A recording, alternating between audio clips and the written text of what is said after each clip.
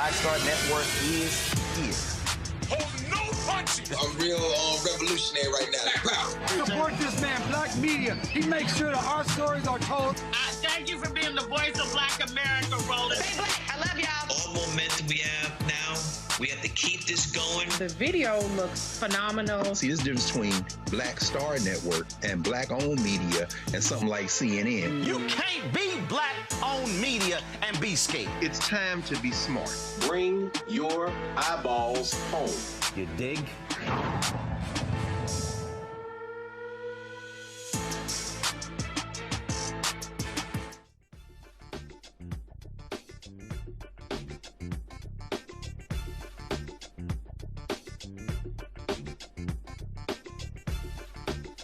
Folks, today is Tuesday, April 28, 2026, coming up on Roland Martin Unfiltered, streaming live on the Black Star Network. A special 2-hour show with Iyanla Vanzant. We're talking about the issue of Black men, Black women, and domestic violence. Nearly 200 people have lost their lives this year due to domestic violence. We talked about in the last couple of weeks a number of major cases all across the country involving African Americans. We're going to walk through a variety of issues, how emotional we are, mental health, you name it, we're going to talk about it, because if we do not confront what's going on, we're going to continue seeing more and more and more of these cases, whether they end in murder or whether or not it is women who are being beaten by their partners, by their husbands. Folks, it is time to bring the funk. On Roland Martin Unfiltered on Black Star Network. Let's go. Whatever the piss, he's on it. Whatever it is, he's got the scoop, the fact, the find. And when it breaks, he's right on time and it's rolling. Best believe he's knowing. Putting it down from sports to news to politics. With entertainment just for kicks, he's rolling. It's on go, y'all. It's Roland Martin, yeah. Rolling with Roland now. He's funk, he's fresh, he's real, the best, you know he's Roland Martin now.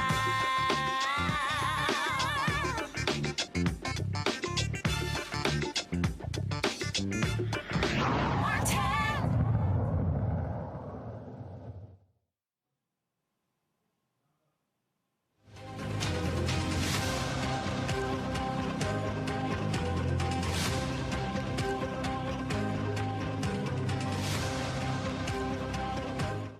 Folks, to understand what has been going on when it comes to this issue of domestic violence in the Black community, and let's be real clear, domestic violence impacts all communities, but we center African Americans.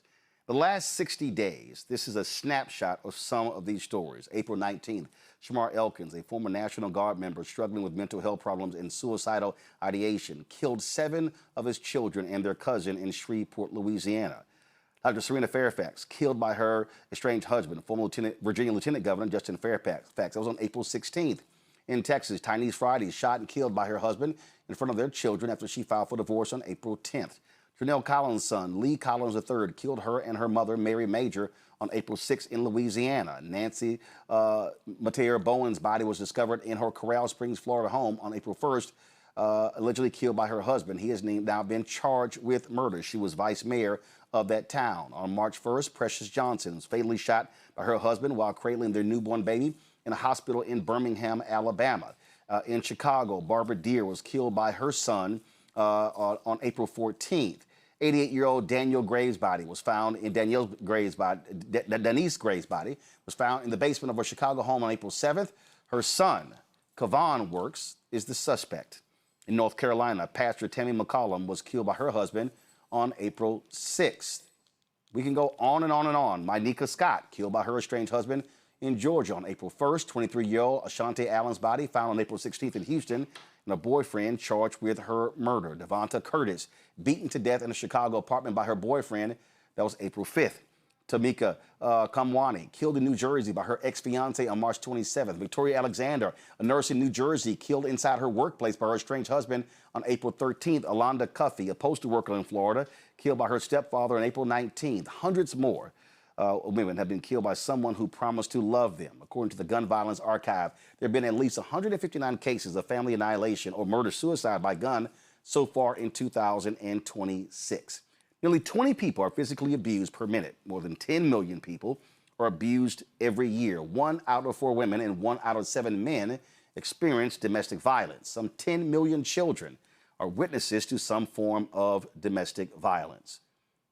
We can go on and on with these stats. What does this say? It says that we have a significant problem in this country when it comes to anger, when it comes to resentment, when it comes to the issues that go on between couples.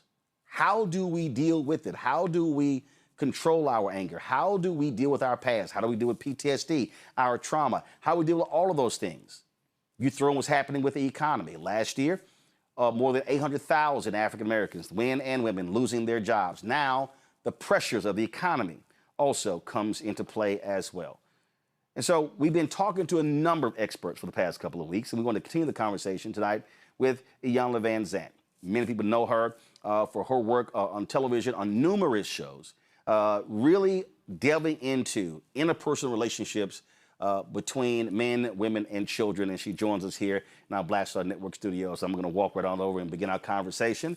Iyanla, glad to have you here. Glad to be here. In our house. Glad to be here. Glad to be here. Let's see. All right. Let's see. Are we straight? Can y'all hear? We good? All right. Let's get right into this. It's a lot of places we can start. And what first jumps out is I've looked at the discussions of the last couple of weeks. And sisters against brothers, brothers against sisters. I had one, I'm gonna start this. We had a sister who hit me the day of, we did the initial story of what happened with the Fairfaxes in Virginia. And she said, this is on men. This is on men. Brothers gotta deal with this. And I said, you're right. About 4 or 5 days later, she said, this is only gonna work if men apologize to women.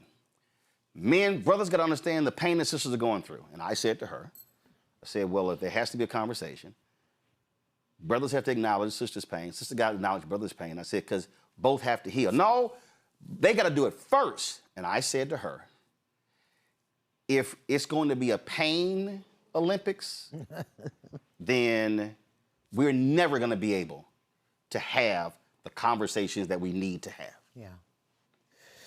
That is not a function of who. First of all, thank you for having me, Roland. I was really honored when you called me because, you know, I'm not talking about social media ticks and tacks. I'm talking about healing.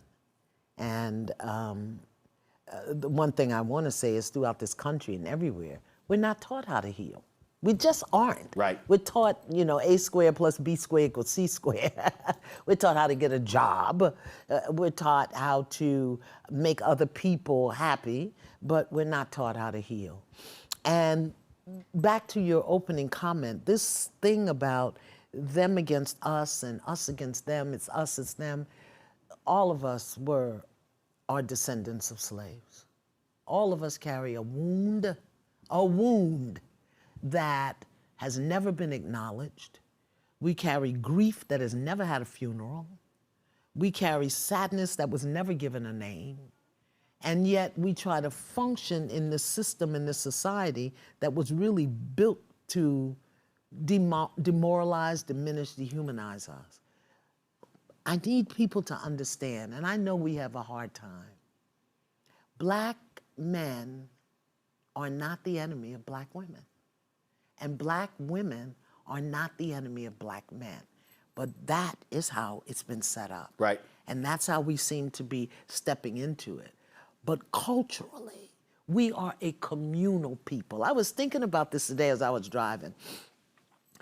Our ancestors, they took care of each other, but not in a codependent way. If the brothers went out and they slaughtered a boar, that boar was cooked in a big pot in the middle of the village. So somebody slaughtered it, somebody skinned it, somebody, you know, opened it up. One family may have brought the greens, the tomatoes, the whatever they had. And that stew was cooked in the middle of the village and everybody got some. but it was the family that needed it that got the fur. And they didn't fight over it. Okay, they need the fur this time. That is what's in our DNA, in our blood, and we don't live like that anymore. We live in againstness because that's what we are taught, and that's what's killing us. Well, it's interesting as you were talking about that, because I joke often. I grew up in Houston, 8 blocks from my grandparents. Every Sunday we were at their house. They had 8 kids. Those 8 kids had 39 kids. Those 39 kids had like 70 plus. Those 70 plus kids had like 120, 130. 1,500 square foot house. Everybody got fed. But the thing is, we were there every Sunday. Yeah. And when I think about now, when I go to LA and we get together and I have a dinner party, people are like, oh man, this is awesome. I was like, man, when you coming back? I said, y'all live here. Y'all can call each other. And I think what has happened is we now are so isolated that this idea of community has been so fractured, and we're now operating and living in silos. And when you talk about a lot of brothers, and I know a lot of brothers, they are silent, they don't talk. And what I've often said is you've got to create spaces where they can talk and trust among one another. Sisters are more likely to do that. Yeah. And that's one of the things we've been talking about even in the last couple of weeks, that you got to create an opportunity for somebody. If they are experiencing pain, they're going through something, and they're not trusting therapy, the starting process has to be, how can I communicate, commune, and get off, as we say, get it off of your chest, and now begin to work through whatever that is, because you can't deal with it in silence. Well, again, it's I don't care who you are as a man of color. And I say man of color because I'm African American, Latin, and Native American. So I say man of color. I speak specifically to descendants of Africans. You know, our ancestors survived in the bottom of the ship, laying on top of each other. We got condos and townhouses, and we killing ourselves, you know? But unfortunately, the young people, they don't understand that history. But if you are a descendant of African, if you are a man of color, you've got to understand that in the fiber, in the fabric of this society, you are demeaned, diminished, dehumanized, and devalued. Just in the fibers of the society. And it doesn't matter. I mean, I know you're alpha and there's Q's, and some of us went to college. Well, I'm talking about your DNA. Mm-hmm. And then there are the inherited things, the inherited scripts, the inherited wounds that some of us are able to live above and beyond, and some of us aren't. If you are a man in this country, a black man in the United States of America, you carry a wound. Now, how you've mastered it, or denied it, or accommodated it, or tolerated it, eventually that wound, simply by your history, is going to come forward. Now, your wound is one thing. The harm you cause is something else. So we're looking at the harm that's being caused, and we are not really dealing with the wound.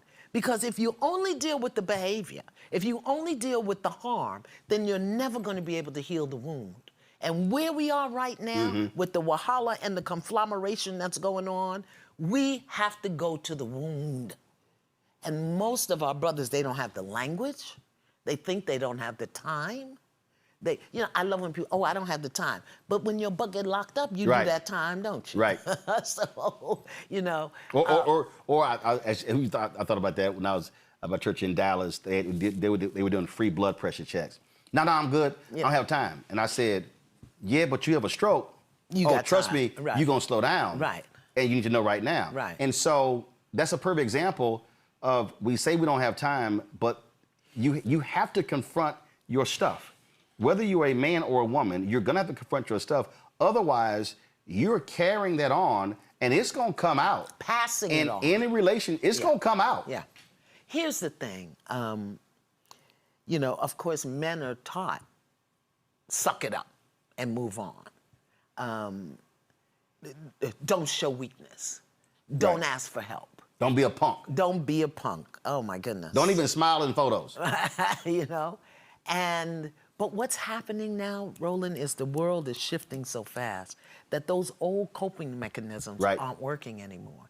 And men, you know, all men, but particularly black men, we are, Lord have mercy, y'all are, they are. I say we because those are my brothers, and I'm a mother, you know, but we are, it's okay for black men to be aggressive in sports. In this, you know, don't let nobody punch you, don't let nobody punk you in the schoolyard. It's okay for that. But we don't teach them the balance. We don't teach them how to be vulnerable and safe. We don't teach them how to ask for help and not be judged. And all of that stuff in the way the world is speeding up. And now you got cats, oh, you being sassy, you being feminine. That's feminine. Yeah. No, first of all, if you're showing vulnerability, that's actually a strength. That's not weakness. No. That's a strength. But see, anger eventually becomes intimidation. Fear eventually becomes aggression. Sadness becomes withdrawal or isolation or escapism into anything. Now, we're talking about men, right? Are we gonna get to the women? Because all these men had a woman in their life that raised them. So we got to look at how we infected our sons, not from a place of heated judgment. And that's why we haven't been able to have the healing conversation. Because the minute you begin to speak to the issues as they are, people feel attacked or they feel judged and they go into meltdown. But we have been conditioned to accommodate dysfunction. Roland, I lived for 9 years in a marriage with a man that beat me every time the sun came up. And I stayed for 9 years telling myself that my kids needed a father. And it wasn't until my son explained to me, I'll tell you the situation. My husband was 6'4", 260, okay? On a good day, I'm 5'6".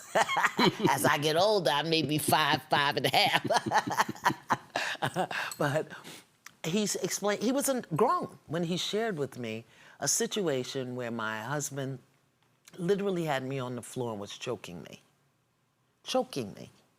And I'm screaming to my son, he was the oldest, call the police, call the police. And my husband is saying to him, don't you move. So he's watching this man, wasn't his father, but he was raised as he was his father. He's watching this man who he considers his father, choking his mother on the floor. And she's gasping for air. Call the police, help me call the police. And this 6'4", 260 man, daddy, is saying, don't you move. My son grew up. I never processed that with him because I was busy processing my own being choked, okay? But that's what he grew up with. That's an unaddressed trauma. That's an unaddressed trauma. How many men saw that?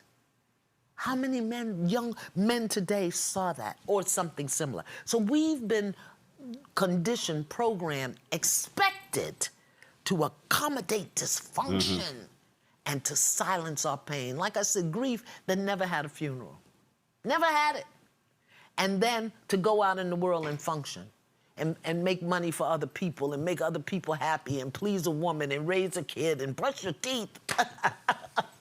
So we're gonna find ways to escape. And we've got to learn. Here's the message that I have for men. You gotta learn to feel. And then name what you're feeling. Unfortunately, most men, black men, are emotionally illiterate. They know happy, they know sad, they know angry. They may know irritated. They don't know embarrassment. They may not know anxiety, frustration. They may not know elation or bliss. They have a very limited emotional vocabulary. So they know anger, they know it's bad or wrong, but when the nervous system becomes overwhelmed, you got Fairfax, a man who shoots 7 of his 8 babies. How does a father shoot a 3-year-old? And what's interesting about that, when his mother was interviewed, she said, I told my son, you can get through this. You can beat this. and he said, paraphrasing, I think the demons are too strong. Yeah. He had spent a week in the VA hospital. And this is not judging her, but when she says, son, you can beat this, and she mentioned prayer, this is when I say, I understand prayer. Yeah. I believe in prayer. Yeah. I believe in God, believe in Jesus, but God also put people here. Black therapists. Have put experts here, and it's not enough to say to somebody, you can get through this. You can't get through something if you don't even know what the hell you even are trying to get through. What are you feeling? What are you thinking? Where did it come from? Who knows how that trauma my son experienced at 9 has showed up in a variety of ways in his life? Who knows what this young man experienced in his childhood? Wasn't he in the war? Wasn't he a vet or something? Well, he was in the military. He had not gone overseas, but his mother talked about when she was on crack. Okay. When she was a drug addict, and he was 16 and having to experience that. Now, with that, this is what I got from a lot of sisters. You're centering the man. You should be centering the woman and the kids. Roland, that's excuses. And so when I talked about mental health, it's like, that's excuses. And what I'm saying is, I'm not dismissing it. I'm not coddling anybody. I'm not offering an excuse. But in order for us to confront the issue, and because the desire is for women not to be killed, for children not to have to experience it. But the desire is for men not to do that. Right. So if that's our desire and that's our goal, then we have to sit down and go, okay, why is this person so mad and so angry? What are these demons? What did you experience? You literally have to deal with that.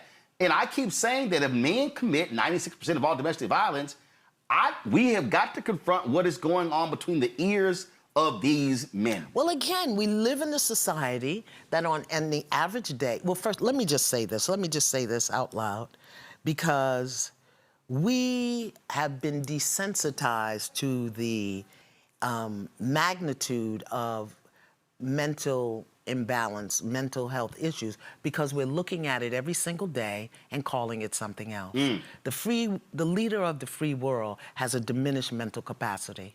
And we are going along every single day acting like this is what we are seeing is normal. We do the same thing when we know Uncle Bubba drink too much, or when Cousin Freddie is nodding off. We have been desensitized to even see or address. Sometimes we don't have the language. Sometimes we don't have the tools. Sometimes, do y'all see Uncle Bubba peeing in the flower pot? Are we gonna say anything?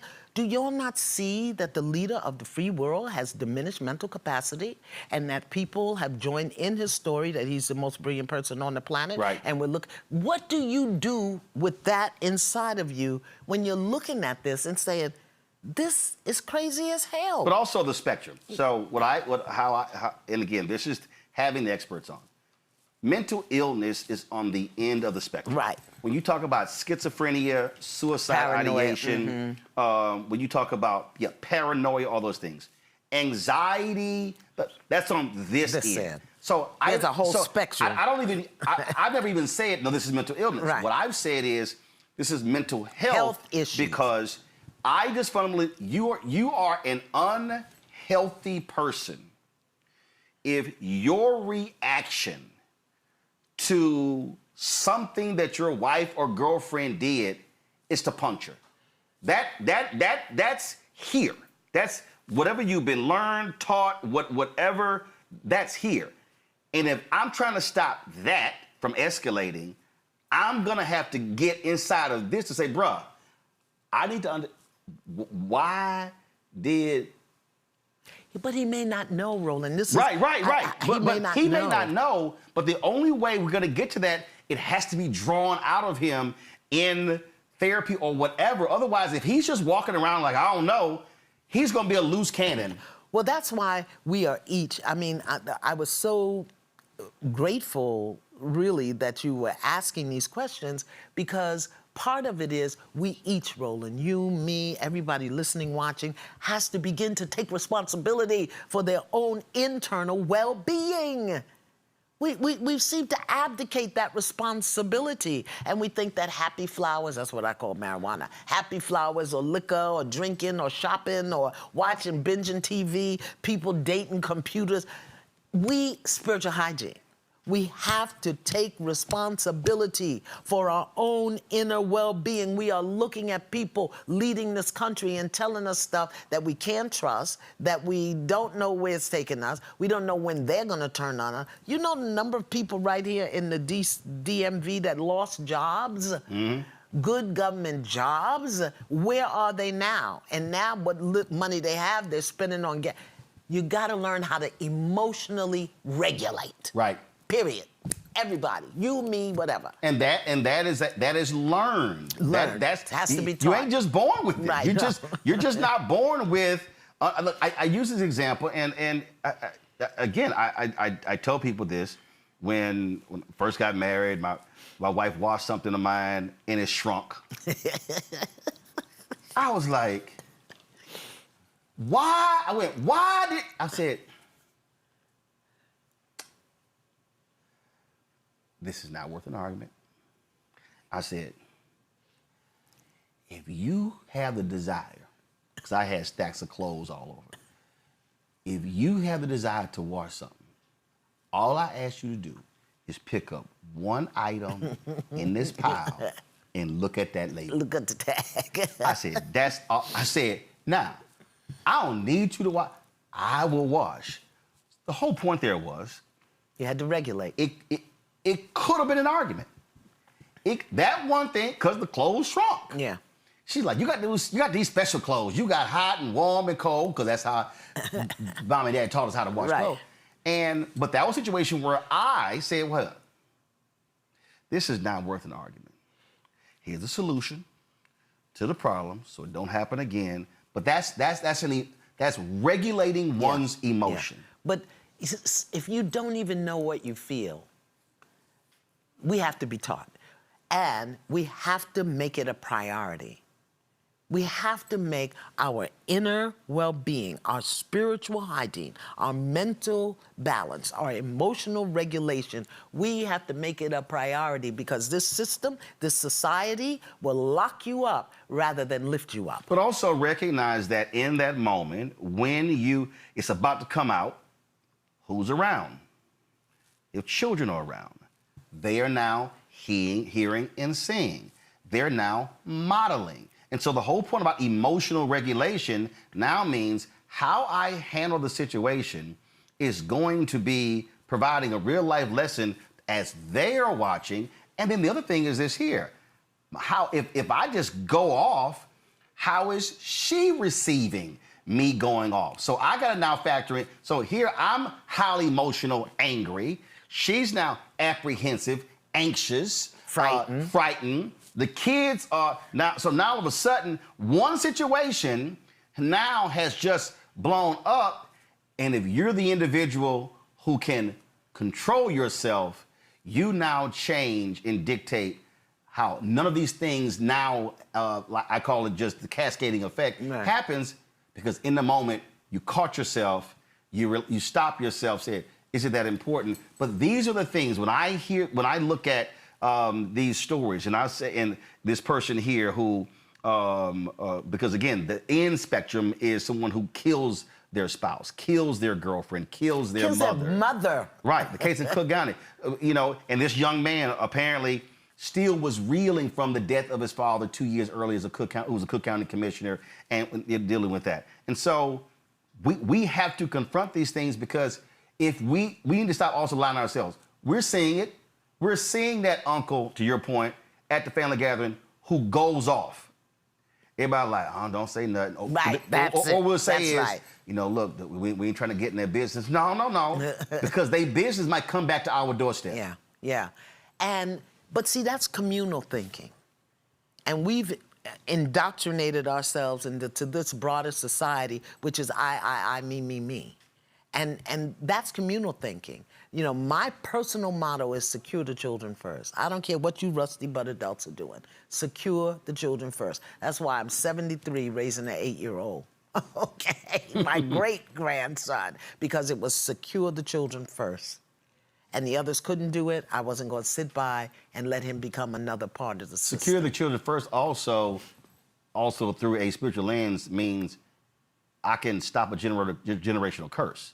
Yeah. Because the thing is, if that's not addressed, now all of a sudden that child now may emulate 20, 30 years down the road. Absolutely, but do you know how many people have inherited the wound, inherited the break, inherited the curse, and we're taught and trained to accommodate it, to tolerate it, to call it something else. I think one of the things that, and I'm going to talk about black women in just a moment, but I think one of the diseases that's spreading among black men that we really have to address is hopelessness. Because I've talked to a lot of brothers, and they say it's like, no matter how hard I try, I'm not getting ahead. No matter what I do, it's never enough, it's never right. And they're talking about both in the world and at home. At home. I'm not appreciated, you know, and everybody's not college bound. And there's no, you know, there used to be dignity in being a garbage man, a sanitation worker. Don't look and nobody will know it's yours. Being a sanitation worker or being a mailman. Okay, can somebody tell me what this music is playing? That is my phone. That's your phone? I'm like, what is... Oh. It's in my purse. This is live TV, y'all. Like... I'm sorry. Get it out my purse and tell you. I thought I had turned it off. And see how we were getting ready to act like it wasn't going on? Like, I was trying, like, is that going to end? Is something happening? Well, all right, go ahead. That's Uncle Bubba peeing in the plant.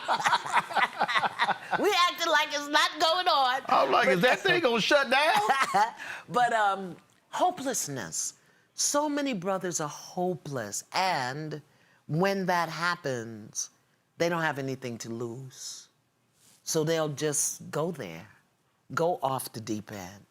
And the way that we got to support them in addressing, acknowledging, feeling the hopelessness is to begin to give them tools and opportunities and a safe place for them to be vulnerable, to be wounded. Where is a safe place for the average black man to be wounded, broken, vulnerable? Where is that?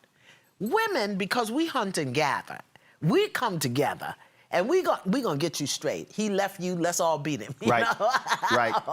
Or let's go shopping, or we have a different culture, a different community among us. But what has also happened for us is black women have been taught to love deeply, to love loyally, and to love sacrificially.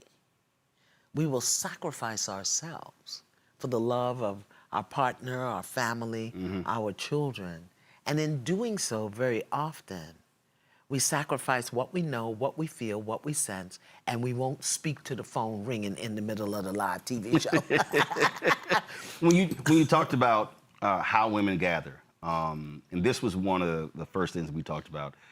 We had two male psychologists on, and we challenged men. We said that what can't happen, what you can't have is a group of guys who get together, 5, 6, 7, 8, and they don't talk. Yeah.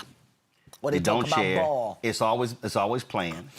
And I've told this story many times. That was it was a church men's retreat, and I had a work retreat that Friday, and the men's retreat was Friday, Saturday. It ended Sunday morning. And so I go on Saturday, and when I arrived around 4 o'clock, where's everybody at? Oh, games, fishing, doing whatever. Okay, all right. Okay. So then it was time to eat.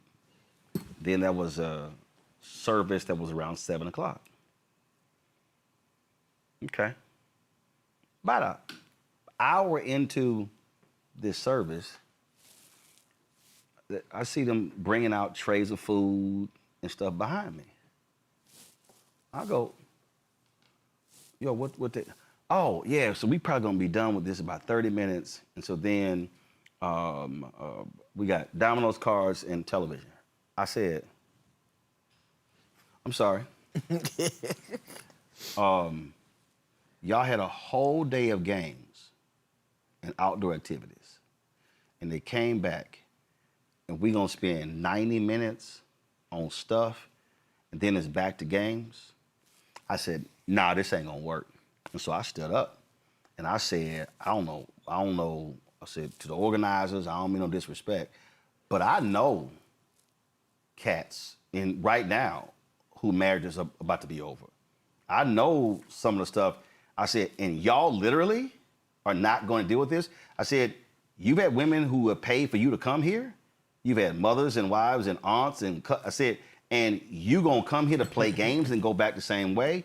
I said, and I never even took it in my room. I went back home. Mm-hmm. I was so ticked. And so what I was trying to say then, and what I even say now is, what men cannot do. When I hear women say we need men to hold each other accountable, that means that men are going to have to also learn they have to how to get your friend to open up so you can understand what they're dealing with. So it's not y'all getting together, drinking, watching the game, playing ball, because he needs somebody to talk to, and it's not always, yo, I'm good. So that's why I created this. All right, what's that? Spiritual Hygiene for Black Men, the healing worksheet, the wound versus the behavior. I was up Sunday night praying all night long. So now we have the link. Go ahead and pull it up, y'all. Pull it up. Go ahead. Here's a question. What is the wound I carry? Let's just start there. What is the wound I carry? There may be 10 of them. There may be one. And you don't move until you can name that thing. Because you won't know what you're dealing with. You won't know what you're looking at. You won't even know what kind of help you need until you can identify the wound that you carry.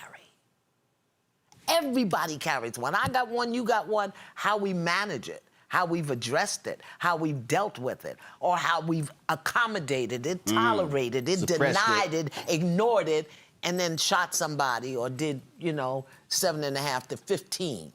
Or we smoking more happy flowers than we eating grits. What is the wound you carry? Every black man, write that down, or come get the sheet. And then you gotta identify, where did it come from? Some of it is inherited. Can you hear me? I inherited some stuff from my birth mother, whom I never met. She died when I was 2. But there's some stuff that I inherited from her, and one of them was remaining loyal to people who treat me badly. My mother was a car cleaner on the Pennsylvania Railroad in the 1920s. Do you know how people treated her? A black woman cleaning the train that black people couldn't even ride. Do you know how people treated her? She died when I was 2. But one of my wounds was remaining loyal to people who treat me badly, which is why I stayed 9 years in a marriage with a man who beat me. And that's why for men, you have to understand what patriarchy is, what misogyny is, this belief that you control, that is, again, that could be from your grandfather, from your father, from your uncle. Question number 3. What was I taught about being a man and control? What was I taught about being a man and expressing emotion? And I did this so that brothers have a direction. Because, we're saying you got to heal. They don't even know where to sit down and do. That's a phrase. That's right. That's a phrase. You like to do this, get on your computer, take a breath, light some incense, smoke your happy flowers. That's what you do. Get your wine, whatever. But at least give yourself permission to ask yourself the question. Who's ever asked, what were you taught about being a man and expressing emotion? Right, and what does that actually mean? Yes. What to you, what does being a man mean? Let's what does it mean? And that's and that is the thing, because again, if we don't equip people, I'm just, I'm like, guys, you have to equip people with stuff, tools, to know how to walk skills, out. Language. That we're not equipped. So when you don't know, you don't know. Right. But we have to stop acting like it doesn't matter. Here's another thing that I really want us to work on as good spiritual hygiene. You know, I've noticed this thing that happened, I don't know, maybe in the last 5, 10 years. Everything is generalized to black men and black women. Black women are this. Black men are that. Black men don't do this. Black women. And what happens is that generalization becomes your identity. So you're a black woman, and somebody is saying something about black women, and if it doesn't apply to you, you dismiss the whole thing as a. When the messenger becomes the enemy, you will miss the message. Can you hear me? Somebody will say something, I'm like, I don't know. It don't apply to me. So we've taken on this. I really want to encourage us not to do that, because then we make the messenger the enemy, black men or black women, and we miss the message. And sometimes the message is, I listen to these things and I said, well, that's not an issue for me, but I'm glad to be aware of it. So when I see it as a woman, I can pull another woman up. Right. Or if I see it as a man, I can pull another man up, you know, or pull a brother up, offer him something. Not in his face correcting him, but offer him something. I think it's so funny because women frequently say that I'm much harder on women than I am on men. And that's really not true. It's just that I know how to work a man. See, I can be in another woman's face because I am a woman. We can stand nipple to nipple, navel to navel. I can't do that with no man. But women think that it's okay for them to jump up in a man's face and point his finger. Listen, if Kevin Hart, love Kevin, if Kevin Hart were to roll up on Shaq and start antagonizing him, poking him in the penis or whatever. I don't know what Kevin might do, poking him in the penis. And Shaq backhanded him. People would say, oh, you should have known better. You should have not been doing that. But if a woman jumps up in a man's face and poking him in the face and he backhands her, he's wrong. Is he wrong or is she out of order? Where did this thing come from? I grew up in a house with my aunt and an uncle. They called each other Mr. Lee and Miss Nancy. Not Honey Bunny, every now and then they said that. Mr. Lee and Miss Nancy. Take Mr. Lee his dinner. Ask Miss Nancy if she would do, what? As a sign of respect. As a sign of respect. When the family came together on Saturday, the men folk went downstairs, the women folk were upstairs. They were drinking their brown liquor out teacups. And that's how I learned a lot of stuff. I learned what to say, how to say. And today, women think that our way of being in our women business is being submissive or less than men. No, you just got to know how to work it.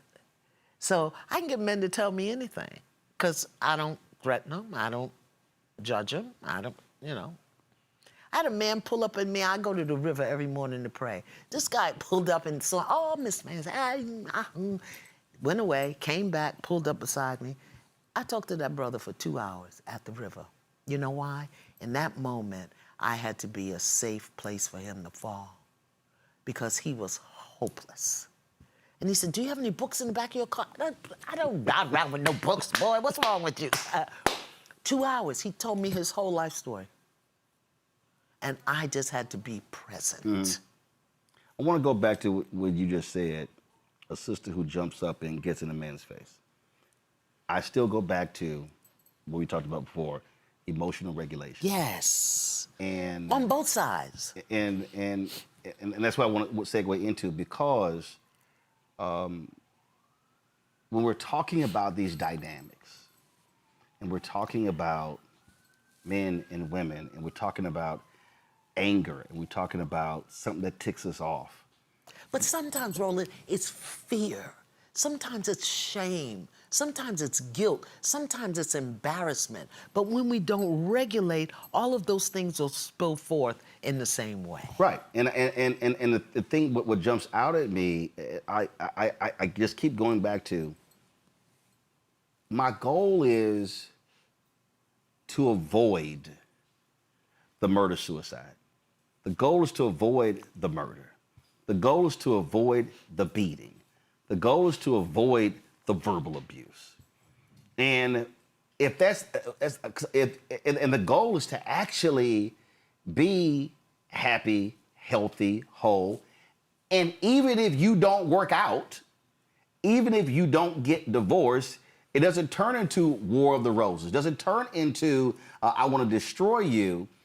All of that still goes back to how do I handle loss, disappointment, hurt, pain, and lashing out at that person simply is not the answer. But if you've got triggers inside of you attached to rejection and abandonment, your wife of 16 years leaving you is going to trigger you. Your husband of 23 years choosing somebody else, if you've got wounds inside of worthlessness or not enoughness or not good enough, and he's leaving you for Tamika, that's going to trigger up. You scared of being, you were poor, you scared of being poor again, so losing your money, That's trigger. why I say it is important for everybody to do this spiritual hygiene, to do your work. What is the wound you're carrying?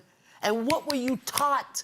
What is the language that you use to clean that up? Yes, I believe in God, but God can only help you if you ask for help. Right. You know, God wants you to bring him or her or whatever you believe God is. The example I use is when Jesus walked across water and Peter followed him.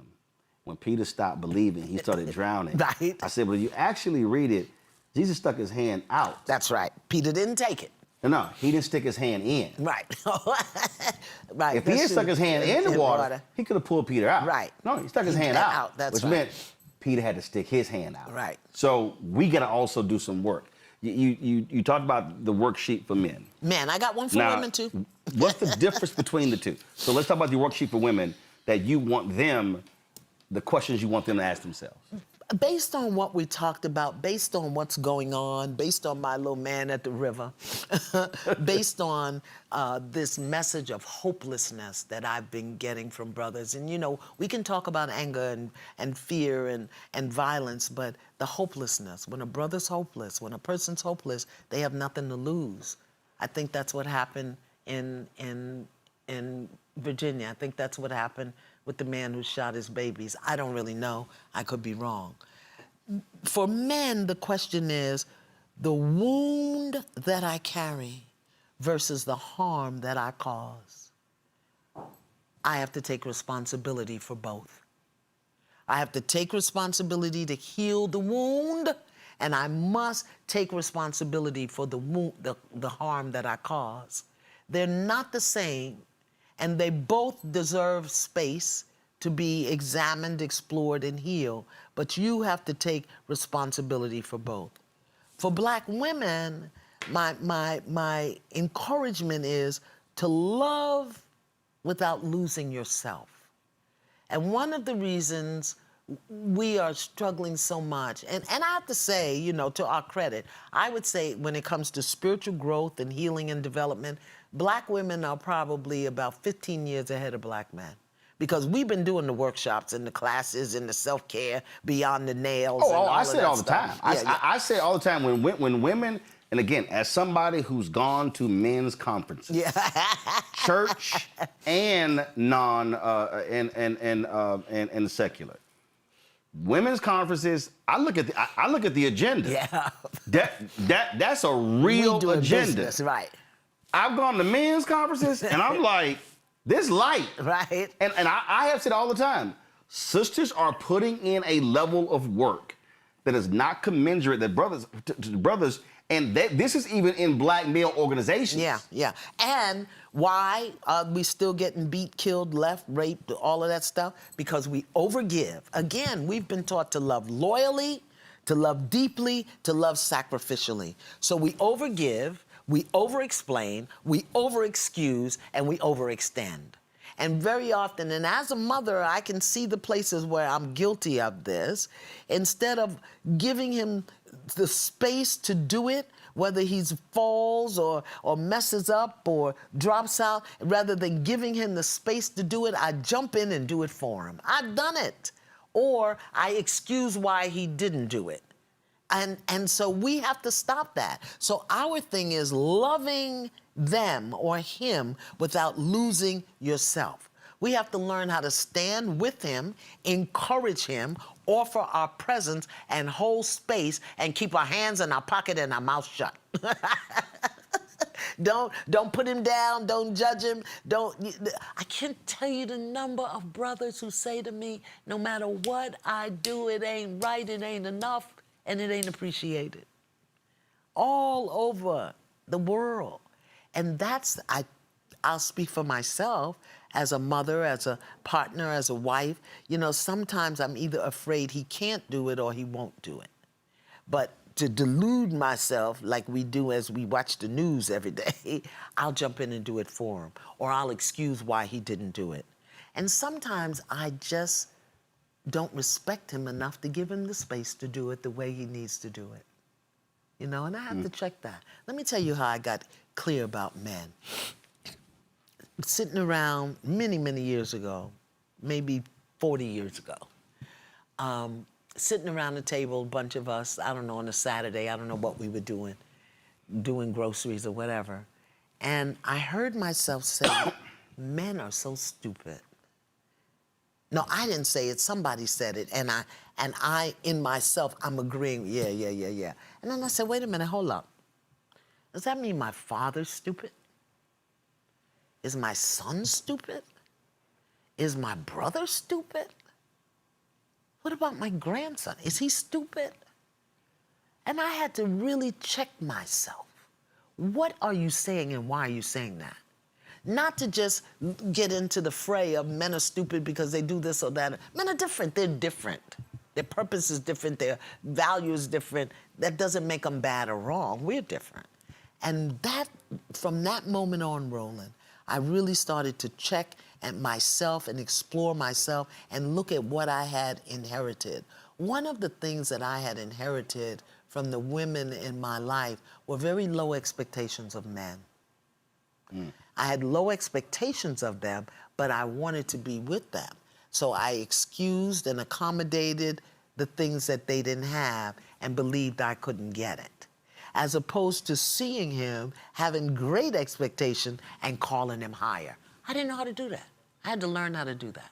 So we have to learn how to love you without losing ourselves and without holding you to a standard of less than, just enough. No. Come on, brother. You got to get up. You got to do better than that. Also, I think it's also a question of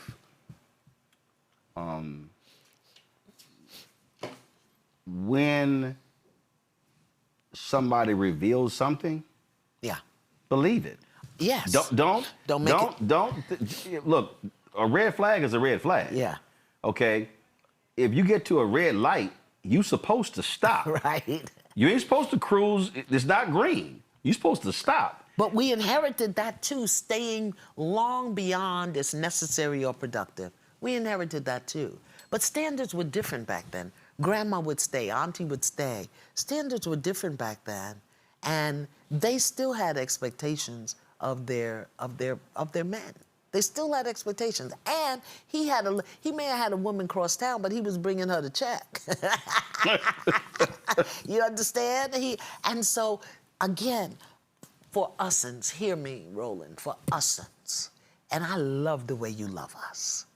I've known you how many years, and I know you as a journalist, I know you as an editorial speaker, and I know you love us. I love the way you love us. I don't agree with you all the time. I mean, how many times I tell you, Roland, behave yourself? But I love you have the space, and I want to give you the space without making you wrong, without beating you. Nobody, don't come to me and talk to me about Roland Martin. You can't talk to me about Roland Martin, Tavis Smiley. You couldn't talk to me about Bernard Shaw, Ed Bradley. You understand? No. Cornel West, because I know how you love us. Now, if we got an issue, I'm coming to you. I'm not getting online. Roland, that's not who we are. That's not my grandmother. If you ain't got nothing nice to say, don't say it at all. Where did we get this thing of getting online and tearing each other down? What is that? So another spiritual component of this is our very own ancestors in our DNA are rebelling against us because we are out of order. We are misbehaving. We got bad spiritual hygiene. Bad, bad, bad. And so our own inner dysfunction is becoming more and more pronounced because we're being called to heal. Called to heal. And some of it means go back to basics. Shut up. Stay your behind off. When I saw some of the things that people were saying online, that's when I had to go do my research. So here's the first question for women, all you women out there watching. What am I thinking about my current relationship with the men in my life? See, men need to feel, women need to get their thoughts and their feelings in alignment. What am I thinking about the current relationships with the men in my life, whether that's son, father, husband, lover, brother? Because if you do it anywhere, you do it everywhere. If you think your father's an asshole, you think the same thing about your son, your brother, and your lover. We don't understand how the mind works, but that's how it works. So what else gonna do? I brought up earlier, pain. Yeah. And a lot of sisters have talked about the pain, what they endure, what they go through. And I absolutely do believe that a lot of men, a lot of brothers, don't give that any thought whatsoever. Don't give it any thought. That was I'm gonna send y'all the link. I want y'all to pull it. Trevor Noah was on the podcast talking with this sister. Yeah. And the sister said, okay, so we're taught to carry mace. We're taught to not dress provocatively. We're taught. So she went through this whole line of things. Yeah. And she said, so we've been taught all these things to do. But she said, but when they gonna deal with the folk who do it to it's caused us that we have to do all this. Right. So what she was saying is, these are all these things. I got to be careful how God speaks to me, because we've seen the cases where, a woman rejects a guy giving the phone number and he slaps her, shoots her, kills her, or whatever. And men have to recognize that that exists, and not just from the area of, if that happened to my sister, I'm gonna hurt somebody. Right. If it happened to my daughter, I'm gonna hurt somebody. Well, guess what? That other woman is somebody else's daughter. Right. It's somebody else's sister. So part of this is also, I do fundamentally believe, men having to sit down to understand what that sister also is going through. If both folk are going through pain and difficulty, I better understand. I just can't expect her to understand what mine is. I better have an understanding of what hers is too. Well, when we go into relationship with somebody, we're not just going into who they are today. We're going into relationship with everything they've been through. Right, there you go. Everything they've been through, every experience, everything. And a man can't give you what he can't give himself. If he can't give him space to be his own self, space to be sad, to be vulnerable, to be whatever it is, how's he gonna offer that to you? This is why it's important that we each do our individual work. I can say this, I was physically, sexually abused as a child. I was neglected. I wasn't raised. I just kind of grew up in the environment. I got my first job when I was 13, and my father used to come on my payday to pick me up from work and take my money and give me just enough money to get back to work. When I told my brother, I had an older brother, when I told my brother that my husband was beating me and I needed, know what he said? What you want me to do about it? When I told my father that, I said, please come talk to him. Come talk to him. You know what my father said? You made your bed hard, you lie in it. Wow. So I learned real clear, okay, girlie, you need to get this together. At some point... And that's not the reaction that a woman wants from the men in their lives, No. a brother and a daddy. No. That is not the reaction. And see, one of the reasons that men, particularly in repetitive domestic violence, one of the reasons they do that is because they know she doesn't have anybody that he got to answer to. There you go. If he knew he had to answer to her brother or her daddy or her uncle, he would think twice. And if he's not answering it to them, either they're not around or she's not telling him. But my father told me, he said, you made your bed hard, you need to lie in it. So that facility, and it sounds bizarre, but it was probably one of the best things that could have happened to me, because it forced me to ask the question, why are you here? How long are you gonna do this? But the wound, remaining loyal to people who treat me badly. You see, all of this stuff is linked up together, and nobody could tell me, Roland. I had to get that from within myself. Whether you get it within yourself through therapy or get it within yourself through prayer, meditation, or pastoral counseling, but it's gotta come up, and you gotta see it in its ugliness, and you gotta own it, and then choose what you're gonna do about it. So how do we, and when I say we, I'm meaning friend,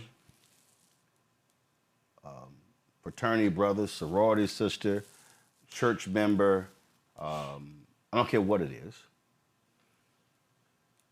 If the conversation is being had and that sister is revealing that I am dealing with verbal abuse, I'm dealing with physical abuse, how do we tell them to leave?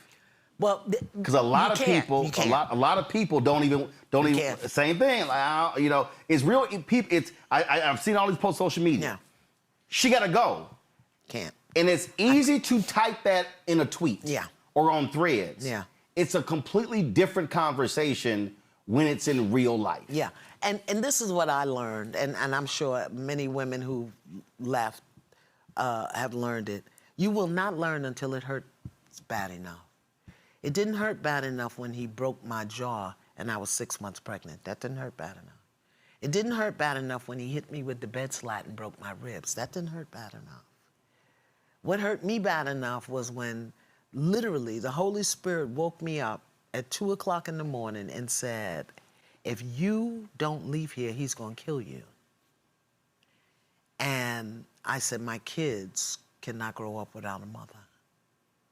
It was not one of the beatings, not one of the slappings, not one of any of that. You're not gonna leave until it hurts bad enough. What you have to let her know, or him, because Roland, there are brothers that are being abused by women in their homes. You have to let them know, first of all, you are a safe place for them to come to. Yeah, that was... Sometimes they just need a place to come. The other thing you have to let them know, you can't just come here and complain. You can't just come here and whine. If you come here, when you come here, I want to be here for you, but we've got to make a choice to do something different. We got to have an exit plan. If you don't have an exit plan, I'll keep you safe for the night or the day, but I don't want to hear it anymore. Because as long as they can come and whine and complain, that can go on for 5, 10 years. Yeah, I mean, I experienced that, again, to your point, when my sister said enough is enough. Yeah. And we knew there were issues. I could not make her leave. Yeah, no, she won't. But the whole point was, when you ready to leave, because I couldn't stand his ass, the first day I met him, like literally when I met him, could not stand his ass. Yeah. But the whole deal was, when you're ready, just say when. Yeah. And then when that day came, extracted from her apartment, my brother and his wife, meet halfway between Dallas and Houston, her and her 2 kids, 5 and 2, come to my house, just with backpacks on them, and that was 24 years ago. It hurt bad enough. She was ready to go. And the thing is, and I put the question that way because, again, I'm seeing the responses from people. Yeah. And I'm trying to get folk to understand we are making comments in hindsight and not in real time. Yeah. And not understanding that there are dynamics, that there are financial dynamics. There are people who still, through the pain, through the agony, through all that, still love each other. Yeah. The connection with how the children are used in the tug of war as well. All of that. And so it's not as simple for us to say now, look, you got to go, you got to go, you got to go, because I'm not in that person's shoes. But I do believe that we, men and women, always have to be paying enough attention. Yeah. Where we also are seeing the signs. We're seeing the change in her behavior. We're seeing the change in her pattern, how she's looking over her shoulders, and where she might be at the house and he's texting and calling 6, 8, 10 times, dating like a stalker. That's where we have to be equipped to be able to ask him things, which is why also going back to the worksheet, because I got to be able to convey something to you for you to let me know what's going on and the pain you're dealing. But staying is a mental health issue also. I didn't know that when I stayed. Like I said, my wound was remaining loyal to people who treat me badly. I needed help with that. And also not knowing how to ask for help. I didn't know how to ask for help. When I finally did ask for help, it was rejected. And then I was left with, I have to figure this out on my own. Unfortunately, I didn't trust myself enough to think I could until literally divine intervention. I left with nothing. My 3 babies, 3 bags, and I left with nothing. I had a mental health issue. I needed support. I needed guidance. I grew up in it, so it was familiar. We're talking about the person that commits the violent act has a mental health issue. And the person that stays has one. Yeah, it's the wound. And, you know, people will hear that, ain't nothing wrong. Listen, stop it. Yeah. For you, a divine, unique creation of the Most High God, to allow somebody to demoralize you, physically abuse you, that's not natural. For me, it was normal because I grew up in it, but it wasn't natural. I didn't know that I needed help. I needed help. I needed help. Now, thank God, I had a tight circle of women and elders who I eventually went to, and they helped me. But again, I had to clean it up in here. And here was one of the most powerful things. I didn't have to stop loving him, but I had to get the hell away from him. Absolutely. I had to separate those stuff. I thought loving him meant I had to stay. That's why the worksheet for women is loving him without losing you.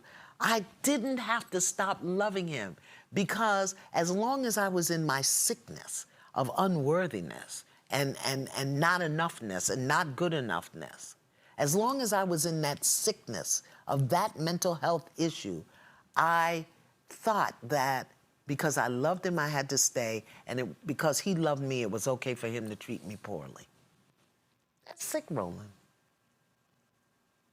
And I needed help. And so when we talk about, you know, the psychosis and the schizophrenia on this end, and depression and stress and anxiety on that end, but there's a whole gamut in between, and you can fall anywhere in that spectrum.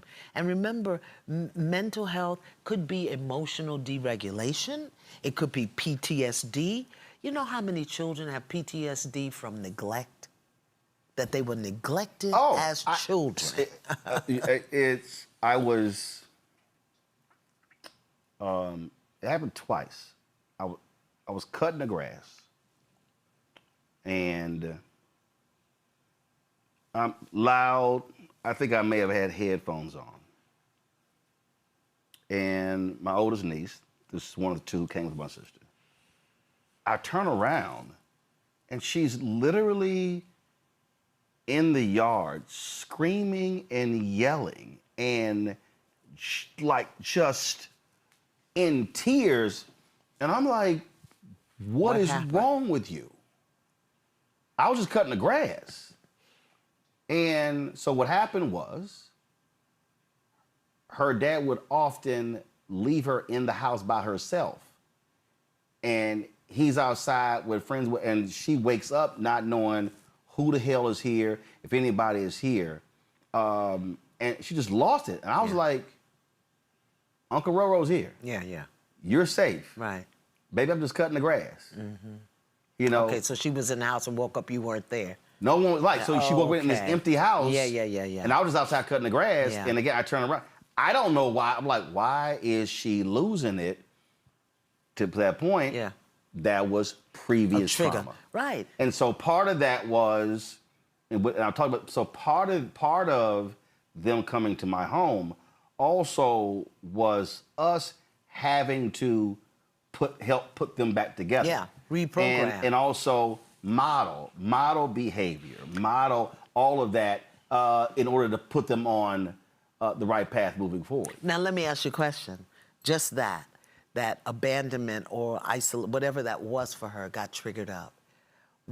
Do you realize that had you not been there, she would have had to regulate that herself? Mm-hmm. And she may have stuffed it or suppressed it or called it something else. And let's say a parent came home, not you, but somebody came home, and she tried to tell them. They didn't have time to hear it. They're busy. Go sit down. Go watch your TV. Go do. So by the time she's 16 now and cutting somebody in the high school, and they think she's a bad kid, but they don't even understand that it's PTSD, that it's trauma from abuse as a child, neglect as a child. Do you know how many caused by poverty? Poverty, Roland.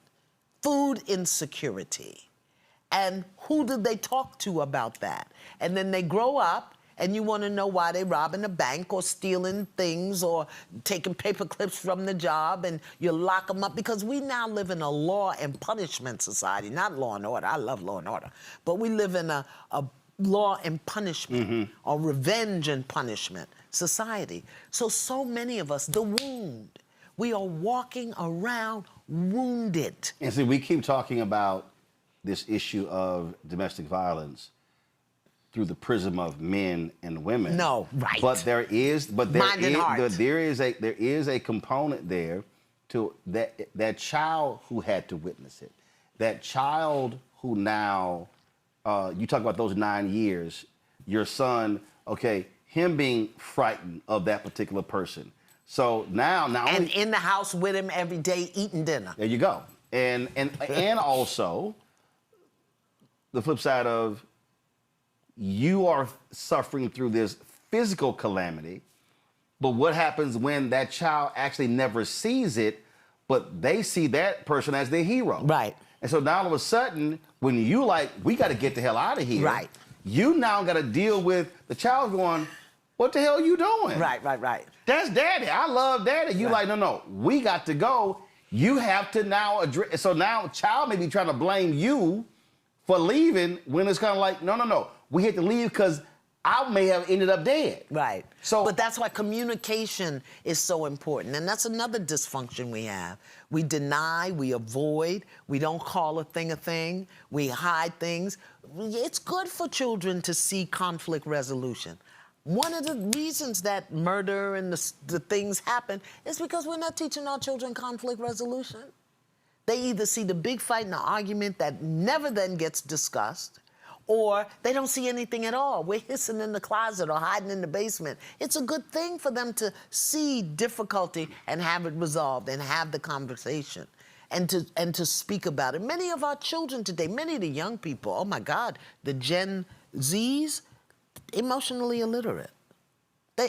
Because they grew up watching the back of somebody's head or with headphones on, eating dinner out of styrofoam box or working on these things. They are emotionally illiterate. Totally isolated. That's not a bad thing. I'm not calling them names because my generation failed them. You know, the generation under me failed them because we were so busy getting and doing and that we didn't have the conversation. Well, that's why whenever, because we raised 6 of my nieces, whenever they were in the car, I said, I would turn the music up so loud it would drown out their headphones, and I would explain to them, no, you gonna listen to what I want, what I'm going to play, because I need to expose you to different types of music. Yeah. And then of course what happened, like, hey, Uncle Roro, could you put that what was that Bill Withers? Could you put that Bill Withers song on my iPod? Again, when you're exposed. So that's the way I handle it. You have to. But and again, I know somebody may be saying, okay, you joking about that, but no. We were very intentional with how we responded to my nieces, because we raised 6, 2 were from a sister who left because of domestic violence. But we were intentional understanding what they went through. So this is what we're going to give you in order to try to repair as much as we can what you previously had dealt with. Can I just offer you another consideration? This is how we're going to be with you so that you can repair that situation. Mm-hmm. This is how we're going to be around you. Right. Presence. And that is what is going to shift all of this. Black women, change your presence. Black men, change your presence, because then emotional regulation, emotional safety, clear communication, presence makes all of that important. Right now, we're so busy doing. We don't know how to be. I had somebody, I told a story once, and it was very interesting how the response was. I said, when I go home, I don't care what I'm doing, and I don't care where they're going. If you walk into my house, my brother's house, my sister's house, you gonna come speak to me, and it's gonna be a hug. Because my grandparents were like, it's like you ain't, and my grandma was like, no, you speak to me first. And I had some folk, well, you shouldn't be doing that, because, and it's people, they've had folks in their family and sexual. I said, hey, that ain't here. So you ain't projecting all that. I said, for me, I want my nieces and nephews to know they can be hugged, they can be loved. Non-sexually. Right, in terms of when I think I am, it's like, no, hey, Uncle Roro, hug, that you're not distant, because I need them to understand also, you're going through some stuff, you can pick the phone up, right. You can reach out. You can talk. You can, and that's the thing. That's presence, Roland. Right. But it's also being intentional with that, knowing full well what the whole dynamic is, and also just in being mindful in terms of what you see. And now also when girlfriends or boyfriends come around, that eagle eye, you sitting there going like, listen, you hear. It's like it's always you hear how he said this or whatever. To me, all of that is a part of the communal aspect of, no, we're going to keep everybody safe. And it's good spiritual hygiene. But now here's the piece that I think frightens people about what you're saying and having clear communication. I had a brother friend, you know him, well known, and I love him.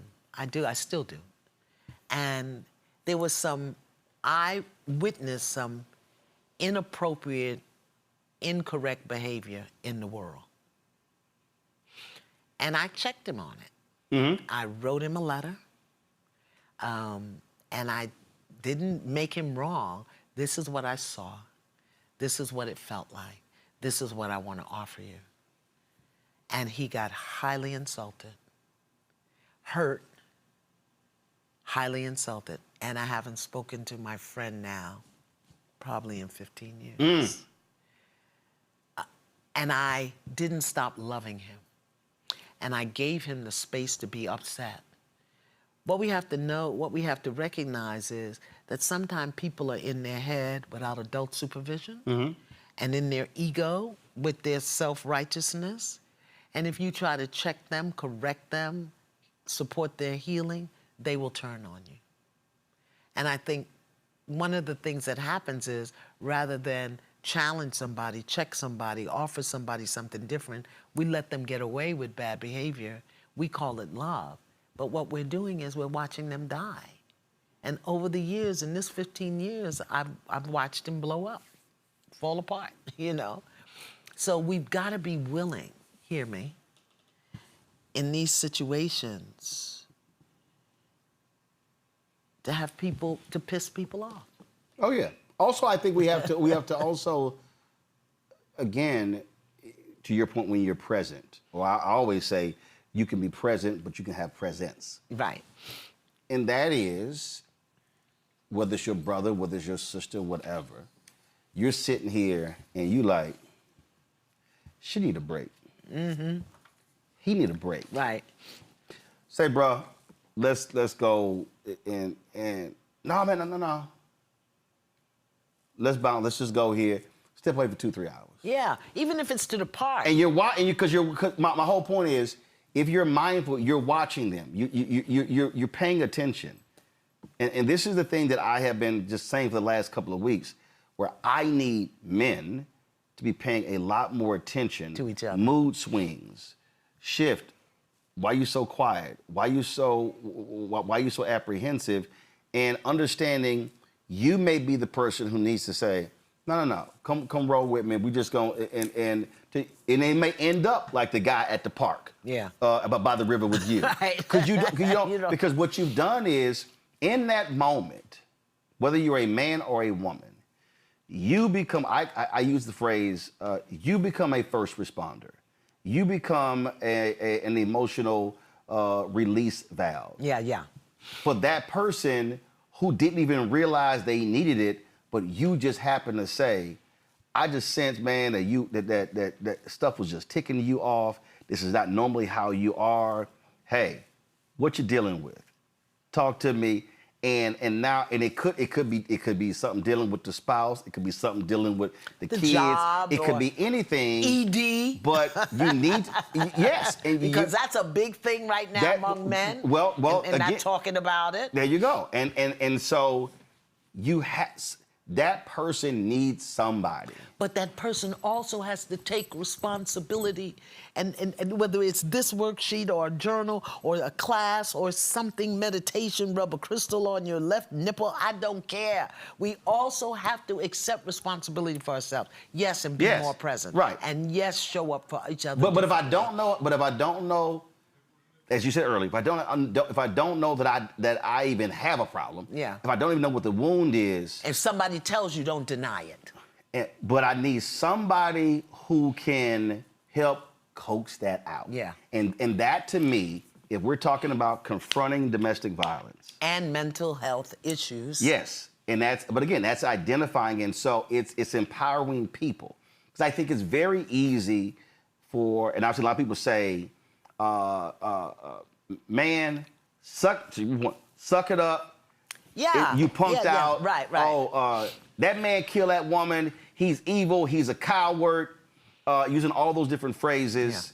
Yeah. And my whole deal is, but what do we do to keep the person from becoming that next person? And what do we do with the children that he left behind? Yes. And what do we do with his mother? And what do we do, His mother and father, her mother and father. Okay. It's all cascading, because the act of murder, suicide, the act of physical beating, again, it just flows down. Yeah. It has a ripple effect. So here's a question for all the men watching. I got another one for you. What emotions do you avoid or struggle to express? What emotions? Mm-hmm. And an emotion is one word. It's not a thought. Well, I don't like to feel. No, that's not an emotion. What is the one emotion? And for the women, I want to ask you this. How are you showing up in your relationships?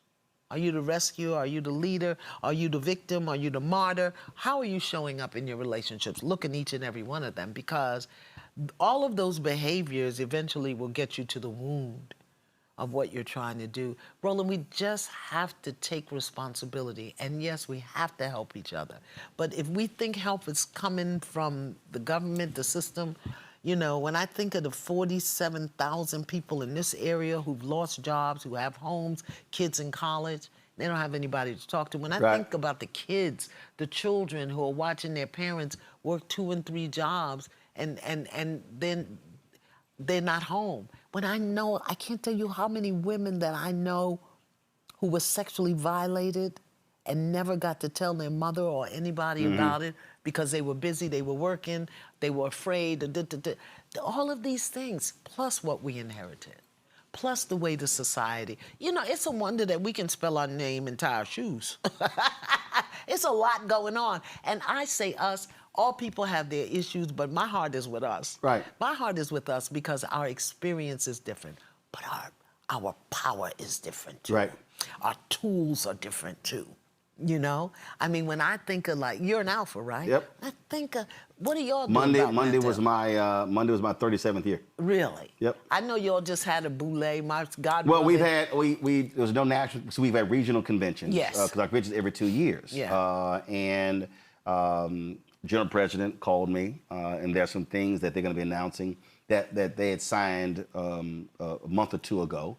But this issue here, our Surgeon General of the fraternity, they had a mental health Zoom last week, and that's happening. That's one of the reasons why what I've called upon. I've said to all of these black male groups, I said, will you take alphas, kappas, omegas, sigmas, iotas? You take Sigma Pi Phi fraternity of the Boule. You take Prince Hall Mason. You take, I mean, there's so many different groups. And what I've said, the challenge to them is, let's not be so fixated on our internal business that we are not addressing what's happening here with the brothers who are in these organizations. And now let's take it outside of the organization to the community. Yeah. This Thursday, we're going to be in Shreveport, Dr. Kevin Washington. He was in Shreveport the week before the shooting took place. And when the shooting took place on that Sunday, he hit me up because he was one of the doctors who was on the show that Thursday night after the Fairfax murder-suicide. Okay.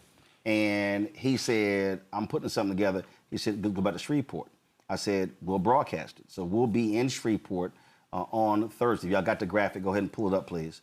And we're going to be there Thursday because the graphic of Shreveport, those brothers, because he's like, yo, we got to address it. Because Louisiana is #2 in the country in domestic homicides. That's right, domestic homicides. And so you've got a community that is reeling from the actions of this man killing 8 kids, shooting 2 other women, and he ends up being shot and killed by police. And so he said, we need to do something. I said, all right, we'll be there. And that's the thing. And I've said to other brothers in other parts of the country, I said, you don't have to wait. I said, you don't have to seek anybody's permission. I said, if you're an organization, if you're just a group of brothers, I said, you don't have to wait. Right. Let me share this with you. In 2001, In the Meantime was published. And since 2001 till now, I've sold 6.7 million copies of In the Meantime. Mm-hmm. Finding Yourself in the Love You Want. In 1998, I wrote The Spirit of a Man, a vision for black men and the women who love them. 1998, I haven't even sold 10,000 copies of that book. And in 2005, I wrote Up From Here, a plan for the elevation of black men. I haven't even sold 6,000 copies of that book. But In the Meantime, has sold 6.7 million. So the thing is, we can't just talk about it. Mm-hmm. We got to do the work.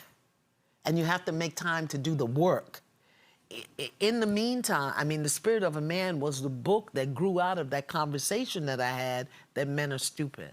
I haven't sold 7,000 copies of a book that focuses on the spiritual healing and growth of black men, not 7,000. And Up From Here were personal stories and how these men got out of them. Haven't even sold 6,000 copies. So maybe now, and they don't have to be my book. Right. Courtney B. Vance wrote a beautiful book called The Invisible Ache. Beautiful book. The video that he posted just the other day was a really strong video, and I also need our people to understand that the algorithms of social media anger drives it. Yes, fear, anger and fear. It drives it. Yeah, and so so people don't even realize. Yeah, we're seeing our feeds flooded, not realizing that that's it's like the anger, the fighting, the back and forth. And when I look at the Courtney B. Vance post and others, I'm like, few comments. Right. Few comments. Because Algorithm is not trying to drive and that. Also, we're distracted by the depravity, you know, by the fighting, by the sexual innuendo. We're distracted by depravity because that's how this society keeps us devalued, demoralized, diminished, dehumanized. I see it on my social media. Right. Let me go somewhere with a celebrity, because America, you know, we do love idols. We would just, you know, I go somewhere with a celebrity, 200,000, 300,000 hits. I give a message, 12,000. So it's our responsibility. Well, that's why I told literally I got a phone call from a brother who's a minister who, hey man, you should drop this conversation. You know, I don't want you to get canceled. You know, and these sisters are really upset, and just leave it alone. And another sister, very prominent activist, hit me and said, you know, we need a beat. And I said, sister, you just told me 4 black women who have been murdered in the last 2 weeks. What am I giving a beat? Why would I wait? I said, if I could provide some information tonight, tomorrow, and the next day that somehow reaches somebody, that could prevent the next thing. But are we willing? And are we willing to be? Well, for me was, first of all, I said I own the show, so I said I'm not asking permission, and I told them, no disrespect, I'm not doing what you're asking me to do. And what I need the people to understand, when I ran Tom Jones' BlackAmericanWeb.com, it didn't have a praise and worship channel. No. I created it. I said, you can't have a black website and you ain't got no praise and worship. Iyanla, I can't even remember what I wrote. So I wrote a column. It's probably one of the pieces that's in my book, Listen to the Spirit Within. So I write this column, and I get an email. Mm-hmm. Sister says, I listen to Tom Journal every day. I go to the website every day. But today, for the first time, I decided to go to the Praise and Worship channel. I was like, okay. And she says, and then I read what you wrote. I'm reading the email. I'm like, okay. And then she says, I need you to understand something. I had already committed to kill myself. She said, I picked how I was going to do it. I picked where I was going to do it. I picked when I was going to do it. She said, but now after reading what you wrote, I now realize that God has a plan for my life. Mm. And I've told that story, and people are like, oh my God, that's amazing. I said, no. I said, you shouting on the wrong thing. I said, because if I was not obedient to him and didn't write what he put in my spirit to write, then it would have never been on the site for him to send her to read it at the appointed time. She had to be obedient too. And, right. And but that's the my question. job though is to write it. So my point is, I said, we're gonna do the segments. Right. We're gonna do the conversations.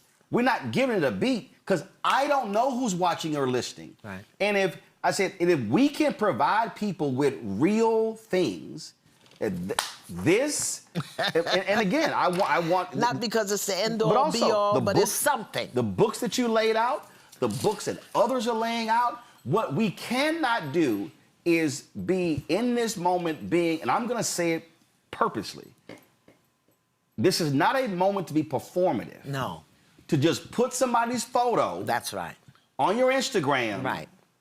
Or put a graphic up or say thoughts and prayers, oh my God, when will this end? No, this is a moment where it requires action. Because see, even if this is not an issue for you, if you have never experienced domestic violence, you've never been raped, brutalized, whatever, you still got a wound. But as you do your work, you then become the Bible somebody else can read. You don't know who you're going to bump into on the train. We all have to do our work, whatever it is. And everybody's not going to church, Roland. Everybody's not going to the temple. But everybody can be healthy. Everybody can be regulated. We all have to learn a new language. And we, as people of color, as descendants of Africans, we got to get back to our culture and begin to do things that resonate with Big Mama in our bones, that strike up, you know, auntie in our system, and stop embracing so much of this craziness in this world that don't have nothing to do with us. When I see women jump across a table and throw drinks in each other's face, oh my God, you can't. That's not good behavior. That's not good. First, just do understand something. I was in New York City for something, and I was like, well, everybody keep talking about this show. It was 2 o'clock in the morning. I was like, I'm in a hotel room, I'm not sleepy. 10 minutes. I said, this is what the people raving about? I said, they were by the pool yelling and hollering and screaming about how you showed my charity deal and throwing wine. I was like, I said, I can't deal with this. I said, my brain, I said, I can't. So I don't even, and this is people, when I had my TV One show and this one, I refuse to allow reality show folk on my show. Well, I'm a reality show folk. No. You know what I'm talking about. You know exactly what I'm talking about. Now, let me tell you And I had a sister who was, I was out that day. And she was on one of them housewives show. And she was coming in town for this something else. I said, listen, she can come on the show to discuss this issue while she's in town. Y'all can't mention the show. And they were like, Roland, I said, you don't understand. I said,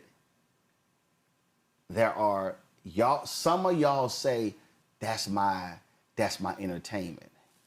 But it's a whole bunch of us, they are processing that in a whole different way. And I said, and I just can't be a participant. Well, you know why I watch it? Let me tell you why I watch it. I watch it because I want to know what our young people are looking at. I want to know how our young people are thinking.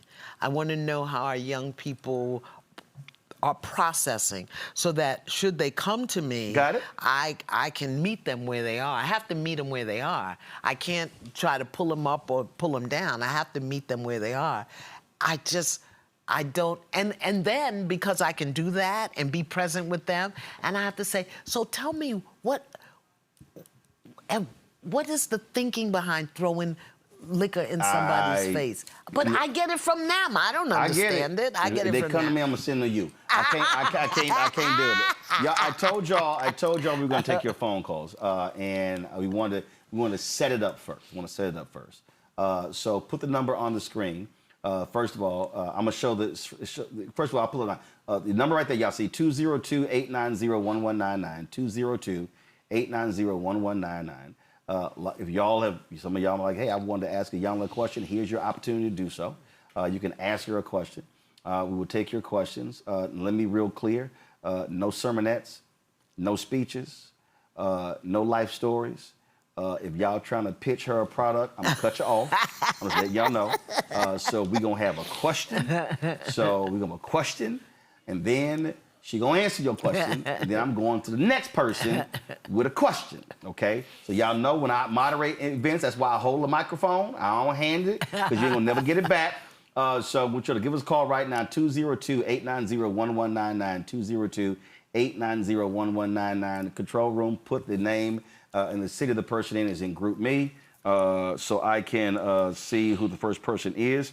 While we're waiting for them to pull, give me, I got it. Say your name and the city you're from, so we can have that. Now, before they give me that, now put the Shreveport graphic up. We will be in Shreveport on Thursday, y'all. Dr. Kevin Washington has organized this. It is a Black Men's Mental Health Forum, Mount Canaan Baptist Church, 1666 Austin Street in Shreveport. Is addressing IPV, intimate partner violence, community gun violence, health and wellness, psycho-emotional integrity.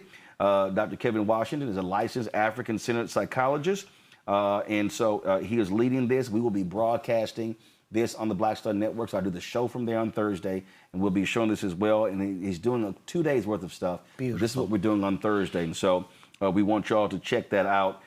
please do so. Joshua Dubois is having an event on Thursday as well. It's a Zoom call. I'll show that as well.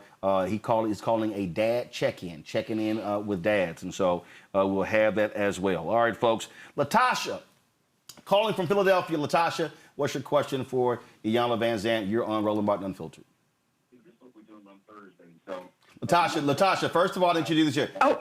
Turn your program down because you have a delay. So whatever you're listening to, turn it down. Turn it all the way down. Now ask your question. Thank you. I just wanted to say, next time maybe can you guys talk about what we'll be doing to further protect the children? I enjoyed tonight's program, and I noticed we talked about black women and black men, but I would hope going forward we can start prioritizing black children. And that's it. Okay, thanks for your call. We got to take care of ourselves. We have to know that we're worthy enough. We can't give the children what we don't have. And thank you for your question, Latasha, and all of this is going to take time, you know. We have to get healthy before we can do anything for the children. Yeah, I mean, the reality is, if a woman is experiencing domestic violence, she wants to protect children. Yeah. That's naturally, she wants to protect those children.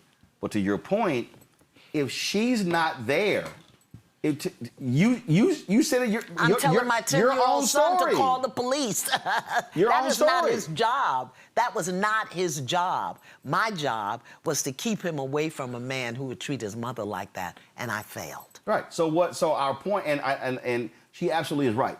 And I'm gonna say this again, and I'm keep saying this here. I want to keep. Yo, we don't have that. We don't. Give me the wide shot. We don't have that sign. That's not a phrase. No, right. That's not only applying to when cops are killing black people. Right. I don't want another sister murdered. I don't want another child murdered. I don't want another child, another sister beaten, another child to be the byproduct of that. And I don't want the brother beaten and the brother killing. So if we want to talk about Black Lives Matter, we have to get men, women, and men, because the reality is those children have nowhere to go because they found the leadership of one of those two. These, the former lieutenant governor, both of his children in the house. That to me was clear hopelessness. And hear me, be on the lookout for it, beloveds. This is the rising dis-ease among black men is hopelessness. And understand that discussing that from that perspective or whatever perspective, it doesn't have to be either or. It has to be both and. Right. So it has to be men, women, and children. But we cannot ask ourselves to try to do something for the kids that we aren't even equipped to handle for ourselves. Absolutely. Karen from Los Angeles. Karen, what's your question for Iyanla Vanzant? Hi, Roland. Hi, Roland. Can you hear me? Yep, we got you. Yeah, so I totally get that. If we're not together, we can't offer anything to the children. But can we get out in our community, though, that if we're going to even begin to work with each other or whatever, we have to there has to be a line drawn. You cannot kill kids. I'm sorry. But we do. But we do. What are you saying we can't? We do. So we do what? Kill kids. That's what I'm saying. Can we kind of get out in the community that we have to draw a line? Like, we cannot, that's not part of our culture, killing kids. This is something new. But beloved, do you understand that when people are not in their right mind, you cannot expect them to be in their right mind? Okay, so I see that as a kind of honestly, that may be true, Ms. Vanzant, but that's not an excuse to me. To me, why do you hear that? Hello? We have to listen, beloved, okay. Because I hear that you have a point that you want to make. That's not an excuse, my love. It's the reality. So what you're saying, can we? Okay. We can't, but we do because we're not well. And we can't excuse it. I can't accept that. Okay, you don't have to. I feel like, shooting and killing a 1-year-old while he's sleeping, nah, that's something that we need to say, look, you know, if you're going to be doing something, we need to get out in the community, in the channels, wherever we are in the country. We need to make an agreement. Karen, you know, if I feel like I'm going to kill kids, I got to leave. Karen. So yes. you're speaking about what took place in Shreveport, correct? Yes. Okay. And I'm only going by what his brother said, and I'm only going by what his mama said.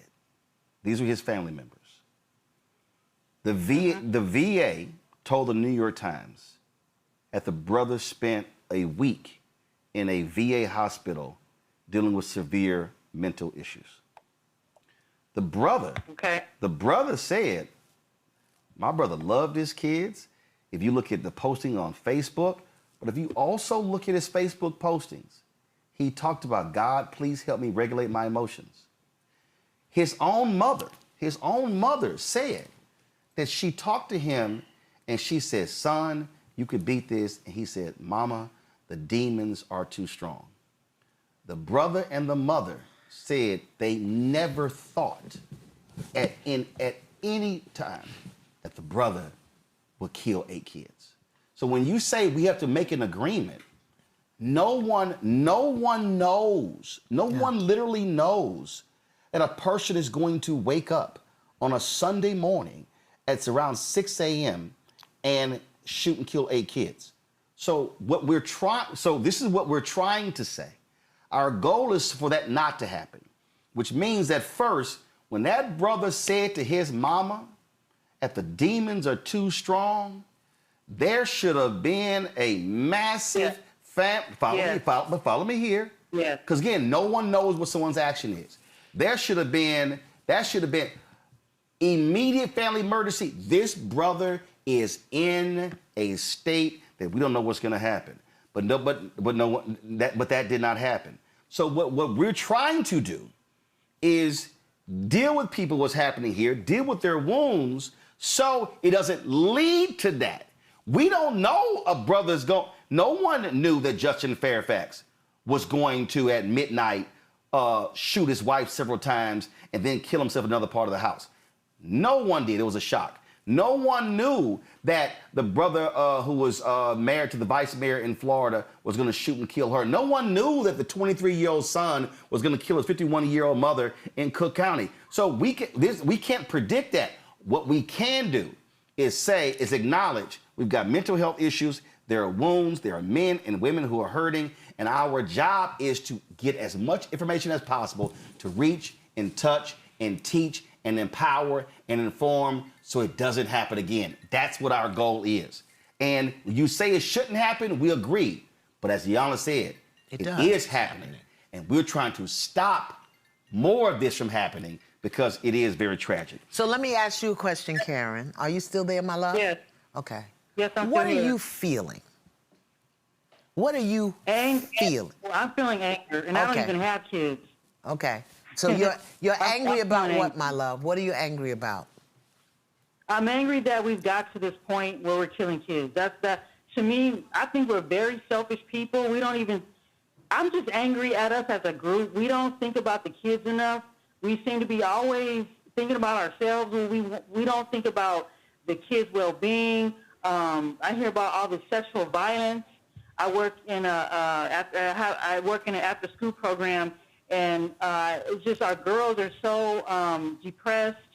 They feel, rejected. And I just think we're not thinking about our kids enough, and I think it's our fault. We just, as an adult, as a black community, we're letting our kids down, and I'm just feeling angry. And like I said, I don't even have kids.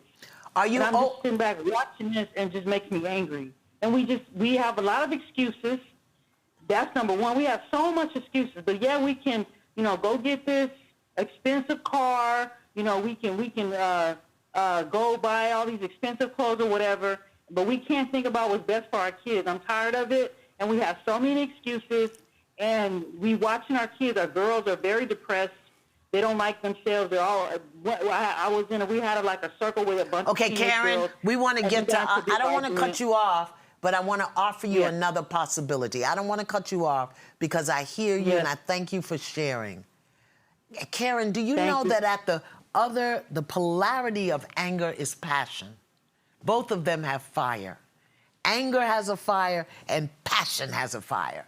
And what I hear you saying is that you have a passion for the children, a passion for our girls.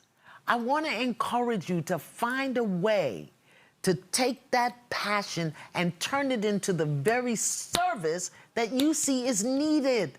As opposed to sitting around in anger and judgment, how can you take that anger and push it all the way to the other end? Can you start a program for girls in the after school, in your basement, in your kitchen? Can you have them come over every other week? I already do work with the program. This is what I'm talking all about.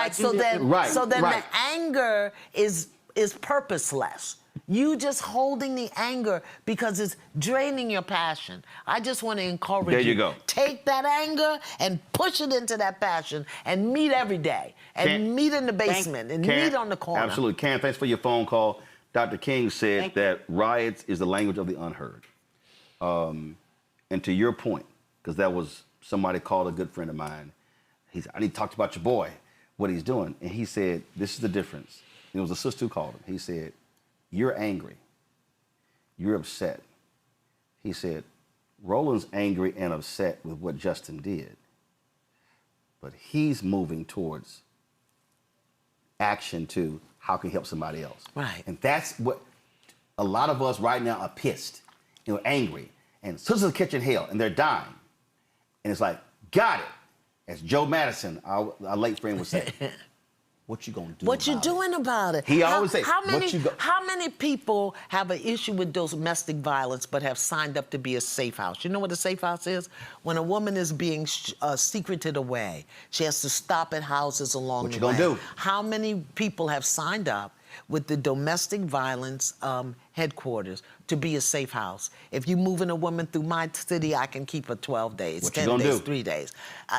Because Karen is a classic example of what we do and what we've done, that I just want to give us the opportunity to call, as powerful as we are, and speak anger and upset with no purposeful foundation. That's why I was trying to take that over. Absolutely. There. Of course you feel it. Write that down. Put that on your worksheet. Put that in your journal. Channel your anger. Do something with it. And then take it and do something with it, because we don't care about, I care about the children. I care about men. I care about, I care about us as a people. You care. Absolutely. So again, that identity, so people will hear what she's saying. We don't. And because she's putting it on them as an identity, discard her message, which is, beloveds, we need to be more mindful of the children. There you go. Miss Adams from Michigan. Miss Adams, you're on Roland Martin Unfiltered. What's your question for Iyanla? Yes, hi. I wanted to find out, in encapsulating all of those things, the collaboration of all the white papers, the journals, the history books, and all of the ancestral knowledge, that advocacy is definitely important. But tying all those together for mental health and access to psychiatrists, things of that nature, we wanted to just find out, what do you suggest for community health workers, in essence, just individuals within the community, to continue to push, that is, totally advocating for our new policies and changes, even though the world may not implement it, we need to implement it back into our communities. And how would that protocol or framework be suggested from you? So I'll address the public policy, and then Iyanla can address the community aspect. First, okay, that sounds perfect. I appreciate your question, Ms. Adams. Thanks a lot. There is a public policy component to this. This is why I'm always trying to get our people to understand voting. The reality is, cities, school boards, counties, state legislatures, and the federal government allocates dollars to mental health, to domestic violence, to various programs. There's a sister who is running she's in a runoff for a criminal court judge in Dallas County. I ran to her at church on Sunday. And she said to me, Roland, if I'm elected, I'm going to find her name. I know my mom and daddy watch it, so y'all text me her name. She said, if I'm elected, I'm going to set up a trauma program. I'm going to set up a trauma program in my court. That's public policy. So if that sister wins, the reaction, Iyanla, is that she's going to create this so as opposed to sending somebody to jail, she's going to create the program. That's public policy. So we should be advocating for dollars in budgets. Now, that's the public policy component. The community component is different. I think if you're a social worker, a community worker, a guidance counselor, a teacher, whatever you are, do your own spiritual hygiene.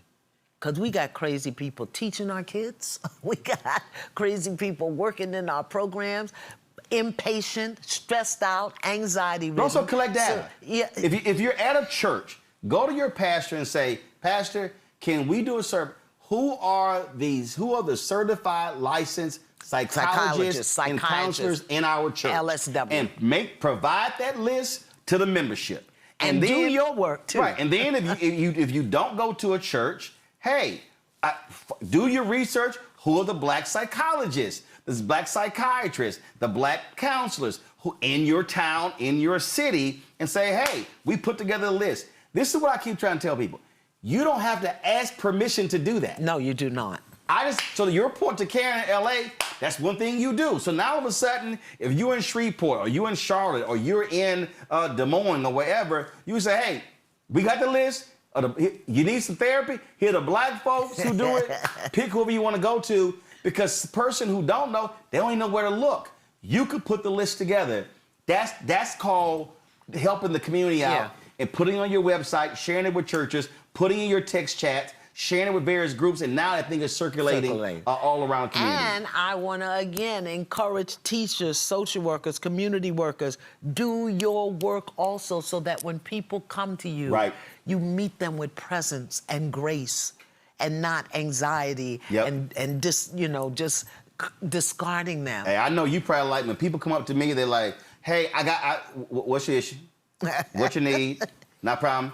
Hit so-and-so. Right. Like, I'm all about, listen, you ain't got to give me the 20-minute story. I'm all like, what you need? Yeah. No, hit so-and-so.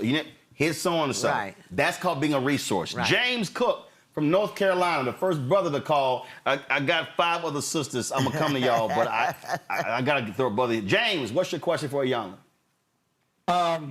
Thank y'all for this show. It really helped me. I'm a veteran, and I see so many black veterans that need mental health. Yeah. Well, how do I encourage them? Because I go through mental health myself. I get counseling, and I've been doing it over a year, and we need it. But how do I go about, I try to encourage them, but they really deny. But how can I go about trying to encourage even more black veterans to get help? Hey, James, have you ever walked with one? Have you ever said, you know what, I'm going to take you, brother, or I'll go with you? That's it. Most of the time, I try to share with them. They deny to say nothing wrong. No. But here's what I'm asking. What I'm asking. If you know something is wrong, have you ever said, hey, brother, I go to the VA. You know what? I'll go with you. I'll drive you. I'll go with you. It's okay. Have you ever tried that? I never tried that, but I will now. There you go. And see, here's the deal, James. You can't save everybody. Right. I just want you to do it with one person. And here's the piece. If that brother says, hey man, I don't, you say, listen, you know what? I'm gonna go to another brother. I'm gonna go to 5 or 10. One of them might say, man, please go with me. Because they've been waiting on somebody to walk with them. And so just try that, and then you might find some success. Okay, thank you so much. I really appreciate it. I appreciate it, James. They won't go until it hurts bad enough. And we really do, Roland, need to deal with the issue of denial. So many of us are in denial about what's going on. Don't want to talk about it, sometimes because we don't have the language, sometimes because we don't feel equipped, and sometimes because we just too lazy to do the work. But I think the walking with someone is so important because they may be thinking, I'm going by myself. But if we just simply say, "Hey Doc, I'll go with you. I'll be outside here waiting on. I'll take you back home." Yeah. You may be and that may be their start. Right. On that road. Right. To get set. Absolutely. Usually to help somebody get on that road. Let's go to Donna McAdoo. Donna put a whole government name in here. Donna McAdoo Kelly, Springfield, Missouri. She put everything in here. Donna, you're on Roland Martin Unfiltered. What's your question for Iyanla? Hey, my brother, how are you? Great. I'm good. I understand that. My name is Donna McAdoo. Pardon my speech, I had throat cancer, so... It's up. Donna, we hear you just fine. Anyway, I wonder why we stay so long. I was in St. Louis, and I moved to Springfield in 2009. This man wouldn't hit me, but he would choke me. And when he choked me so hard that my eye popped out, I knew I had to not say nothing. He went to work, I went to the highway. We stayed too long. Donald, thanks for your call. You actually addressed it. You said... You will not leave until it hurts bad enough. For her, it was a popped-out eye. For me. And when I try to talk to these young ladies, they give excuses. He didn't mean it. He was drunk. All this other stuff. Yep. Doesn't hurt bad enough. It just doesn't hurt bad enough. When it hurts bad enough... Donald, thanks for your phone call. When it hurts bad enough, they'll leave, but here's the thing. When it hurts bad enough, they'll leave, but then don't blame him. And that's the other thing we get into. You know, then we'll make him wrong for us staying. Yep. And everything, there's a lesson. I learned so much staying in that relationship. I didn't know I was learning. I didn't get the lessons until later, but I never, ever made him wrong. What he did was wrong. How I participated was wrong. But I never made him wrong, and I don't think people understand the difference. Yep. What he did was wrong. It was wrong. What I did was equally wrong. Denise from Virginia. Denise, you're on Roland Martin Unfiltered. Your question for Iyanla. Denise? What do you do if the person is not willing to get help or receive help? How long do we wait for that lifelong? Do we wait for a call back? If they don't call you back and then you find out that it went the wrong way, how do you keep from beating yourself up thinking you should have did X, Y, and Z beforehand? I once heard someone say that you can't help someone if they don't want to help themselves. Denise, I just want to clarify. When you say that person, that man, that woman... woman. Got it. So, the woman. So you're saying that if that woman doesn't want to leave, if that woman doesn't want to get help, is that what you're saying? Right. Okay. Yes. If you've advised her, and as a mother, I've said to the person, as his mother, I'm telling you, sister, this isn't going to go well for you. You need to leave. And they still don't leave, and they stay in that predicament, in that situation. How much time do you give yourself before you reach out and say, okay, I need you to do X, Y, Z. I need you to, and if they still don't leave and you drop it, then how much more space do you need to give this person? But before I go to Iyanla, I want to ask you a question. You said, as the mother of that man, you went to the woman. Is that what? And I said, this isn't going to go well. No. I understand that. No, hold on. I heard you. Here's my question for you, and then this is not judging. What conversation have you had with him? For him to not do what he was doing, you don't put your hands on a woman, you don't do this. How would you like if someone did this to your sister? Right. Hold on, I got all of that. Have you said to him, and I'm assuming this is your son, have you said to him, son, you need some help. Son, you need some therapy. Son, I will take you there because the path that you are wrong on is a destructive one. Have you said that to him? I have said to him. And again, the woman, I just want to ask Donna. Role model or, No, Donna, I just want to ask. And again, I'm not judging. I'm just walking through. Right. Did you said to him, son, you need some help? And Yes. what did he say to you? I don't need no help. I just need them to do, just a lot of venting.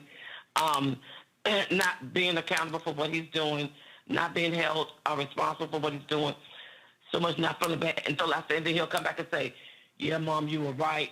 I should have did. Because I'll say, just leave. You have to leave, because if it gets too hot and get too emotional, you have to step out of that situation. You're not going to see the wrong that you're doing until you leave and get out of it. So, okay, so when you did that, and he said, Mom, you're right, did you say, son, here is the name of a counselor, a therapist, a psychiatrist? Yes. Go ahead. I had looked up several places that he could check himself into, several places he could go to talk to people, several brothers that he could talk to, several Mason brothers he can go to, and I tried to pair him with different stronger men that he could go to, because my father wasn't here to, anymore. The role model he did have, that person wasn't here anymore. So it looked like to him that I have no ally. I have nobody to go to anymore. His father wasn't in his life. We couldn't go there. And so I saw other men that I could say, okay, talk to this man, talk to this brother, seek this out from this and that person. Got it. And he still resists. He would go to him, but he just wouldn't listen. He wouldn't listen sometimes. Iyanla. But now that he's gotten older, he's regretted that and says, I wish I had listened to you, Mom. I wish I had done it this way. I wish I'd have went on and did this and that. So he's matured from that now. But I just wanted to say to that female person, how much space do we give her before we say, you need to leave, and then if they don't leave and you give them the tools and you tell them how to leave, because being a person in a domestic relationship myself, I understood what she was going through, right, and how she was going to justify what he was doing, when I'm saying to her, that's not your fault. This is not your fight. This is him. Okay. But you need to know that you can't stay there. You have to secure it and be a safe haven for your children. Got it. Thanks for your call, Iyanla. Thank you. She don't want to hear what I got to say. No. Yes, she's over involved. Yes, ma'am. You are too involved in this business. You are too involved. You don't get to tell a woman to leave her husband. You don't get to do that. It's none of your business. What you get to do is to be an elder woman there to support her, to talk about whatever it is that she needs to talk about, to offer her some presence, support, and guidance. It's not your business, because if you tell her to leave and she doesn't and anything happens, then you're going to take that on. And it's not yours to take on. And you don't get to tell your son how to be a husband. You get to tell him how to be a son, how to be a man. And if he doesn't want to listen to you, he doesn't. You got to have clearer boundaries here. You're over-involved. And when he wants to do it, he will. Your job, Mama, is to pray. Your job is to be present to the degree. Your job is to have real boundaries. But you looking for men for him and this for him, beyond, here's a name, I'll go with you. You over-involved in this. I'm going to say this, Donna. You done exactly what you're supposed to do. Yeah, get out. You went to talk to your son, you tried to help him. You went to the sister, you tried to help. You have done, no one can say Donna did not do what she's supposed to do. Iyanla said it earlier. A person does not leave until they have decided that the pain is no longer bearable. Do they have children?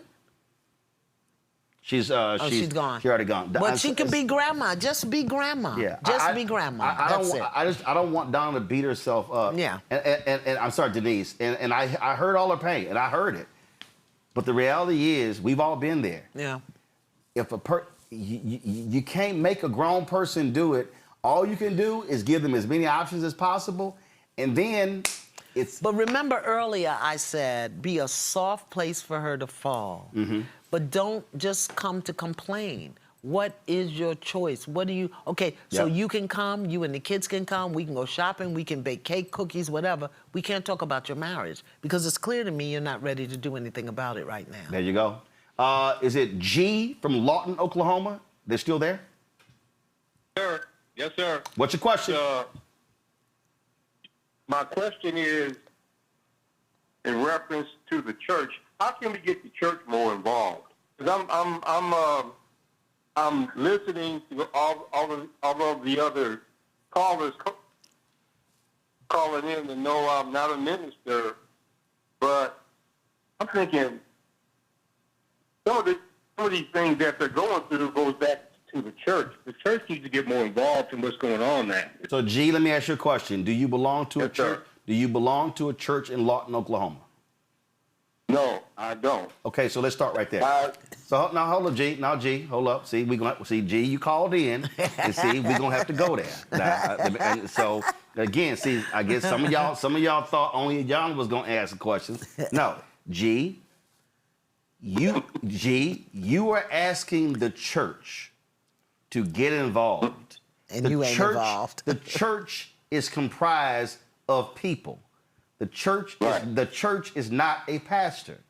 So how can you, being a non-church person, ask the church to get involved when the church needs people who care about the issue to get involved? So you clearly, by calling in, you concerned about this issue. Why is it that you have not joined a church in Lawton, Oklahoma that may very well have a strong domestic violence or anti-domestic violence ministry or a strong men's ministry? Well, I'm gonna keep it real, Ro. I'm still shopping around. Number one. Now hold on, G. How long you been in Lawton, Oklahoma? I moved back about 5 years ago. Now I'm not from here. I'm originally from Los Angeles. G, I got that. So G, you've been shopping for 5 years. 5 years.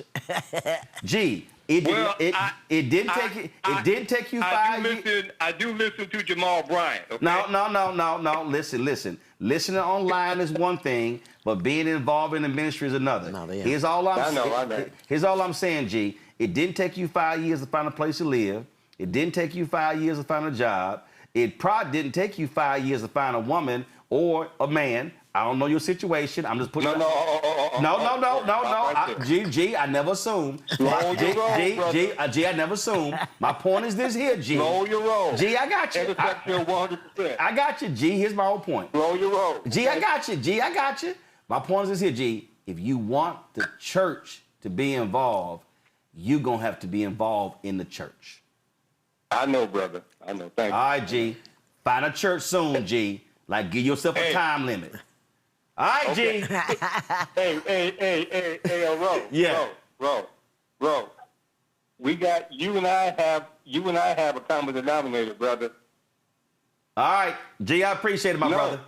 G, hello, G. I gotta go. Both my grandparents are from Opelousas. Okay, gotcha. My grandparents are from Opelousas, Louisiana.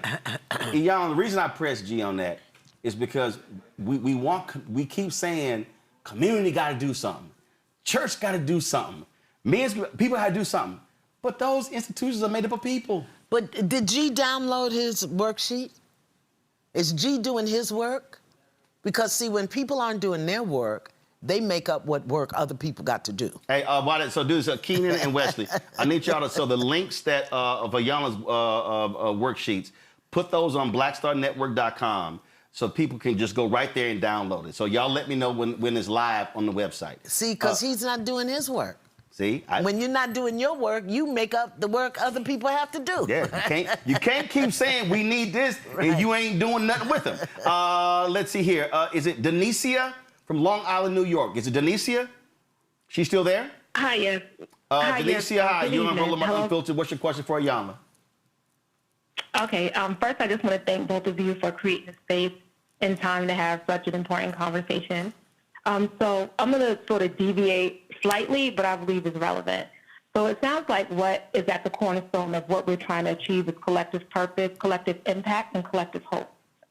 And I believe to achieve this, we have to surrender the pressure that we put on one another to be Christians, especially because Christianity for so many of us is triggering.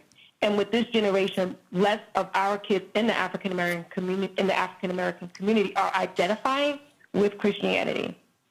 And so I understand that many of our organizations, whether you're talking about D9 organizations, NAACP, it's rooted in European Christianity or the religion of our oppressor. So my question is, how can we promote better respect in our community for our brothers and sisters who are not Christian, but are equally committed to the strength and the health of our community? I didn't know we were talking about Christianity. I thought we were talking about spiritual hygiene. Do your work. Spiritual hygiene. Do your work. And understand culture. You know, culture will, who you are as a person, as an individual, where you come from, what is your cultural roots, your cultural language, will take you where you need to go. This really isn't about Christianity. Those who walk that path, walk that path. Those who walk other paths will walk other paths. But if you don't do your individual work to clean your mind, clear your heart, align your body, embrace spiritual truth and law, it doesn't matter what the oppressor does to you, you're going to do it to yourself. You know, I remember Barbara Dick Gregory one time said, you know, we talk about what the white man do and what the white man do, and the white man ain't putting them spare ribs in your mouth, and you got high blood pressure.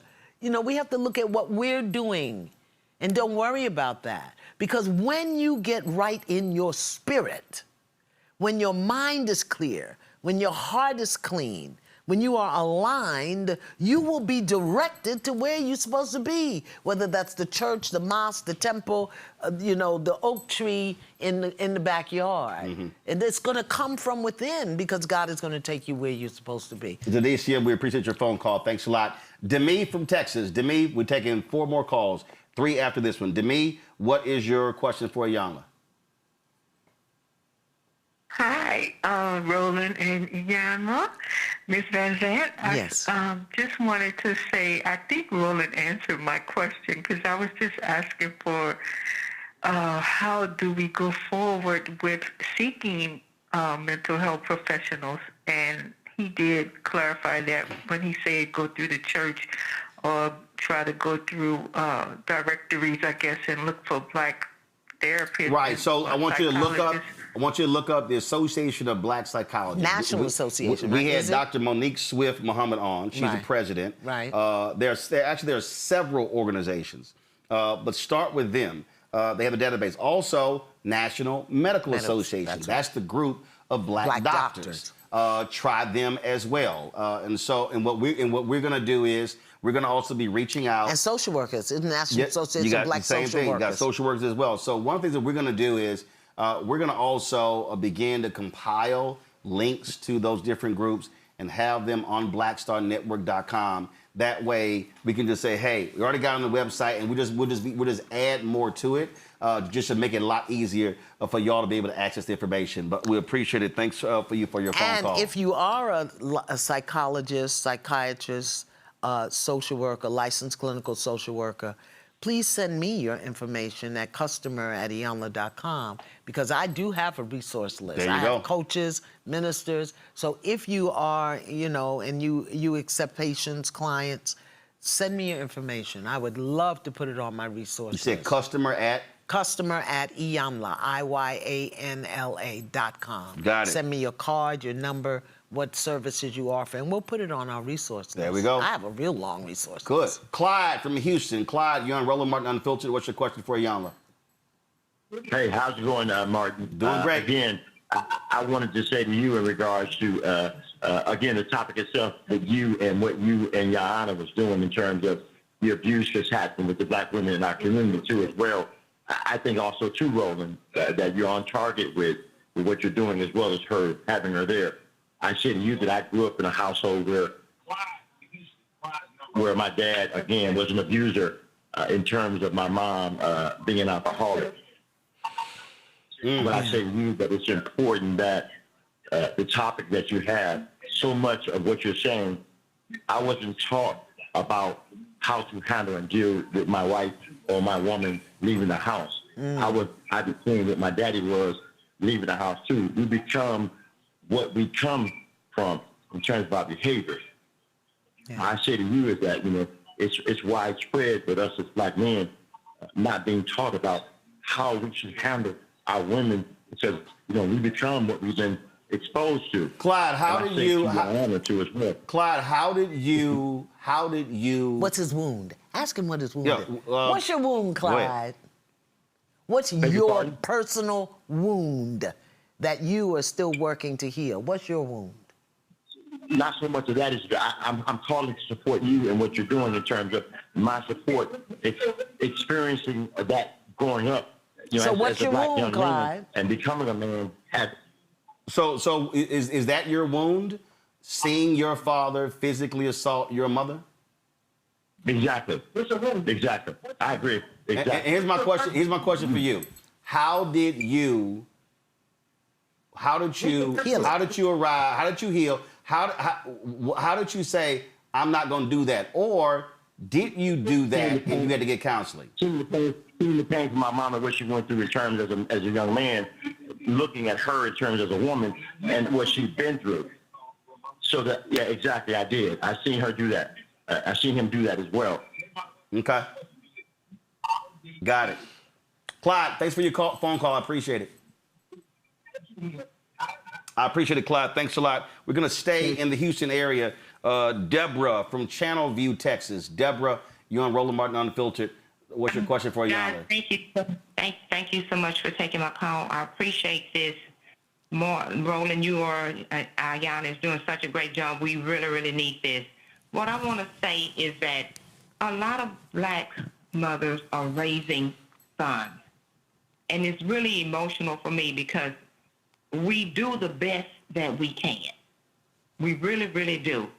I have 4 sons. Thank God I wasn't a single parent, but I have 4, and I have some wonderful sons. I'm a mom, and I have wonderful sons. And at an early age, my husband and I taught all of our boys about domestic violence and not to hit.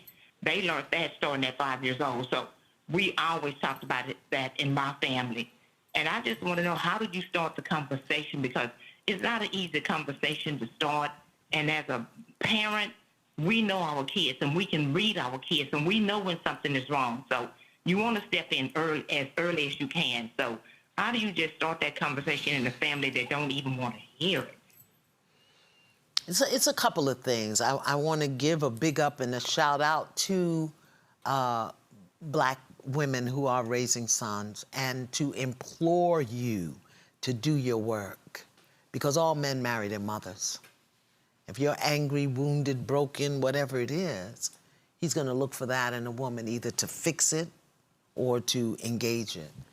And as a mom, we owe it to our children. I talk about, in Spiritual Hygiene, I talk about the contributions that I made to my daughter's life that supported her death, because I didn't know that I had work to do. I think the conversation begins, Ma, with self-respect. Men who really respect themselves don't beat women. Men who really respect themselves, who haven't bought into the devaluation, dehumanization, minimization that this society heaps upon them. A man who really loves and respects himself, won't do that. And a man who does not embrace patriarchy, misogyny, does not do it as well. He doesn't. And so the conversation with our sons really has to be about loving, honoring, and respecting themselves. This is what I taught my great-grandson that I'm raising. You are a strong black boy becoming a powerful black man who's going to do great things in the world. That's what I say to him. You are a strong black boy. And as a black boy, you have to have respect, responsibility, accountability, courage, kindness, and compassion. We forgot that part, kindness. Kind man is not going to hit a woman. A compassionate man is not going to hit a woman. A man who has respect is not going to, a man who's responsible. So it's teach the principles that they need to embody as men, and then they won't have that bad behavior. And not even just hit. Again, I keep, for me, everything is the continuum, okay? And I deal with, I think linear. The end of the line is murder. Yes. Before murder is physical assault. Cussing you out. Before physical assault is verbal assault. Yes. And so, And psychological. Right. So before verbal assault is tone that creates fear, anxiety, all of that. Intimidation. And so how I want us to think about this here is, we know what the end is. I need us to bring it all the way back here to say, now, so when you ask the question, how do you, this is not, the starting point is, for me, is not teaching sons not to hit. Right. That's not the starting point. No, absolutely the not. Starting point is, son, why did that thing make you angry and cause you to have heightened tension and for you to shout and yell? Well, I want to go back even further than that. Right. Before that is, tell me what you're feeling. Right. So what I'm saying is, and again, I'm not. Your question is excellent, but we got to move our starting point way earlier. Yeah. Because the early stuff leads to the verbal abuse, leads to the physical hit, leads to the choking, leads to the sexual assault in relationships. And then it's going to lead to murder. Yeah. So we got to be dealing with this stuff on the front end. So I want to say to all mothers out there who have sons or grandmas, who have grandsons, aunties, who have nephews, who are 4 years, between 4 and 13, figure out how to help them verbalize what they're feeling. There are books that you can get so that they know the distinction between frustration and gas. Right. Between disappointment and exhaustion. Between anger and sorrow, anxiety, disappointment. Be willing to ask him, tell me what you feel. How did that make you feel? Because that is what overwhelms the central nervous system of a man. Suppressed feelings. What overflows the central nervous system of a woman is repetitive thoughts. So get him to talk about, what does that feel? How did you feel? Right. Or this is not tied to this, but actually I think it is. It's also, I'm a firm believer in this, allowing a kid to figure it out. Right. Meaning, and listen, Don't do it for her. listen, I ain't got kids, but I've raised 6 nieces. And I'll be sitting there going, I know the answer. You're going to figure it out. Because the reason I did that, Iyanla, because I wanted to see their thought process. Yeah. I wanted to see in real. I'm sitting, because everything. Look, when it comes to media, I don't care. I remember we were at TV One. Henry knows. I was the radio show I had. They were screwing the phone calls up. I'm like, man, I ain't dealing with y'all. So I sat there. And I had a mixer and I had cables, and all I did was just sit there and just look at it. And Henry said, "You ain't leaving here till you figure this out." I'm like, "Yep." And so the whole thing was thinking through. You made a point earlier when you talked about the social media world, and I need parents to understand. For millennials are not as bad on this, but absolutely with Gen Z, Gen Alpha. The social media world and how they're being taught in educationally. They're being taught to memorize. That's right. But not to think. That's right. Not to process. That's right.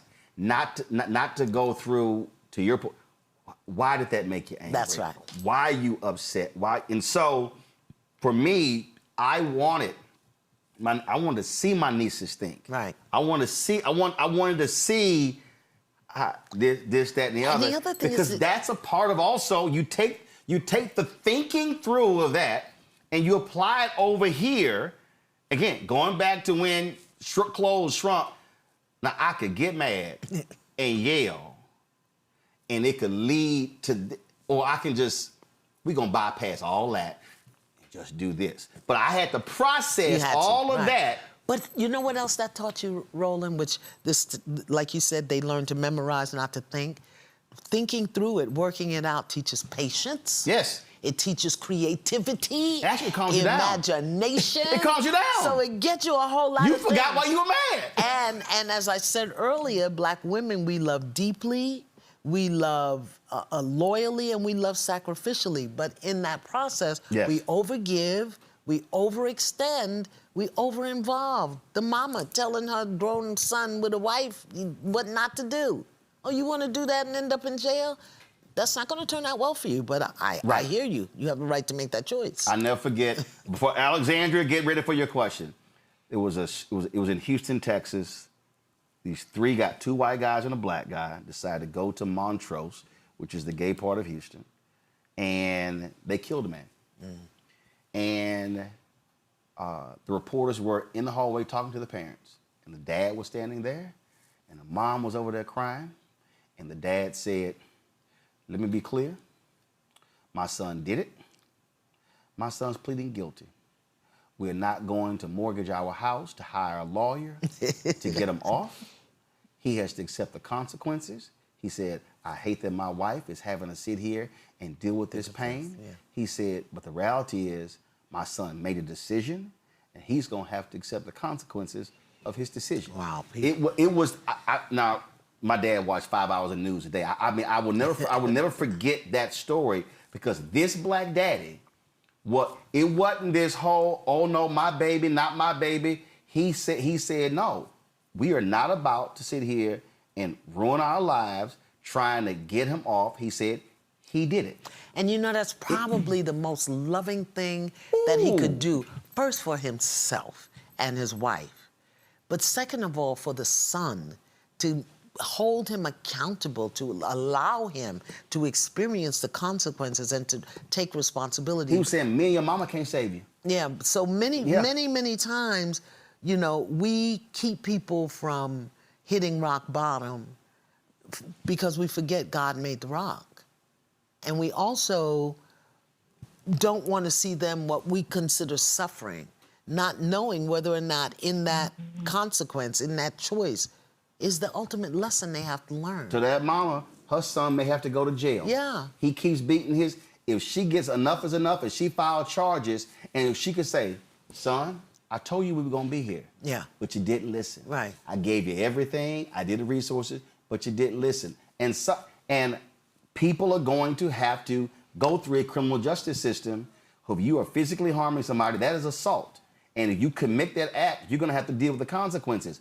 We're trying to keep people from even getting to that point. Alexandria, you have the last question from Philadelphia City Brotherly Love. Since you started the platform. Thank you. My question, as a black woman with black men, watching them going through day by day, going through the motion of survival and survival mode. That's our number And one survival enemy. mode can cause you to burn out, and that burnout can cause depression. I've watched it in several men in my life.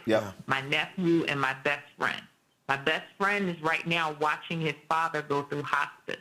My nephew informed me that swimming upstream is his way of handling things. And they both put their health aside. They both put time to rest aside. And that's where my concern is. I'm not trying to be a nag, but my thing is I want to know the right questions to ask to make sure they are okay and taking care of themselves. Alexandria, thanks for your question. I don't even think it's a question. I just think it's a statement. Listen, I'm looking at you. This is what I see. This is what I feel. I want you to know I'm here. For support, I'm here. Don't ask any questions. And there's nothing you can ask, because the one thing you don't want to do is to press in too deeply, too far, and then have them shut down on you. So there's nothing, just say, you know what, I'm looking at you and I know what I'm seeing, and I want you to know I'm here. If you need to go talk to somebody, I'll go with you. As you said, if you need a day off, can I get you a massage? I mean, whatever it is. Here's the question that I would ask. Tell me how you're feeling. Not what you're doing. Tell me how you're feeling. And just let him start there. How often do people ask you, Roland, as a man, Roland, how you feel? Rarely. Okay. Rarely. They'll ask you what you doing, what you up to. Rarely. Alexandria, first of all, thank you for your phone call, and I'm gonna answer your question. So thank you for your phone call. Thank you. Rarely it happens. Because people pull, texting and calling and wanting, can you call somebody? Can I get on your show? I got a book and all of that. And it's emotionally draining. Yeah. And so what I always say, you have to, when you've been drained, you got to be filled back up. For me, I love golf. Golf is my escape. Okay. I'm outdoors. Okay. I'm walking. I'm enjoying it. I may not be playing that great that day, but that's my thing. I'm rarely on my phone. I need my escape. Okay. What I would say to Alexandria, first of all, when she said, the brother said he was swimming upstream. Now, first of all, I don't play with water. I'm a land-based brother. But swimming experts say when you are swimming against the current, yeah, the smart thing to actually do is to swim sideways. Right. So you can go across. So you can go across. Yeah. The problem that what we have not done is we have not, I need people listening and watching. You threw out something that I guarantee you people went, psh, what's she talking about? When you said a massage. Yeah. I need people to understand, rarely, if ever, are men gifted massages. Really? Oh. I do all the time. No, you ain't never. I play in all these golf. Massage is in all these golf tournaments I play in. Massage is never one of the on the silent list. Never. But when you said it, here's what immediately jumped out. To that brother who's going through stuff, there's no place to release tension. Yeah. There's no place. He ain't never. He may have a massage. Oh my God, this is what it's like. Men don't get massages like that. What we have to do is we have to figure out, I'm gonna go back, release valves. Yeah. What is your release valve? What is the thing that you have in your life that releases pressure? That's right, because pressure will build up and explode. Is it playing pool? Is it like what is it? What healthy? Yes, no, absolutely. Oh no. Like, see, look, I don't drink, I don't smoke, I don't do an energy drink or coffee. So the thing then becomes, what is your healthy release valve? Okay. But you got to have it. Yeah. Because the problem is, so when I see a lot of cats, they don't. They around the family. It's all, man, it's work. No. You got. I don't care if it means go take a walk. Yeah. Got a release valve. And so that's what I would say. My advice to Alexandria would be, as she's talking to those men, saying, I know you feel hopeless, but the reality is, anything could turn around at any given moment. Any moment could be the moment. But if this is not well, that ain't well, yeah. When the moment comes, you ain't gonna be ready because you won't be able to notice it. Yeah. And so recommending to them those release valves, saying if that's her son or nephew and is this stress, bring the kids over. Right. Y'all go out and I got it. Folk gotta have those. That is pressure building. That's right. It's building up. The sister who called saying sounds like excuses. Y'all and I a bunch of y'all on social media trying to tell me the same thing. I'm trying to tell y'all, we gotta stop using phrases like that's an excuse. No, nobody wakes up ready to beat somebody. Stuff leads to that. What we are trying to do is confront the stuff. Yeah. And deal with the stuff, deal with the wound, deal with all of that. The emotional deregulation, the overwhelmed central nervous system, the suppressed emotions. I'm telling you, I am totally convinced that our ancestors, present in our DNA and in our bone marrow, are so distraught with the way we are behaving that they're rebelling against us, within us, to bring us to the point of saying, we got to do better. We just have to do better as a people. Men, look at your wound and own the harm that it's caused and figure out what you need to do to get the wound healed up so that you can eliminate the harm. Women, you can love them, whoever they are, but don't lose yourself. And that's why you have to do your spiritual hygiene. You're cleaning your mind. You're strengthening yourself. Man, look at your invisible aches.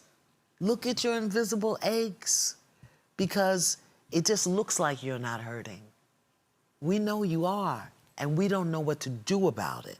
So when we know you're hurting, we don't know what to do about it, then we'll overgive, overextend, over-excuse, because we do love you. We do love you. All of us need to stop thinking of each other as enemies.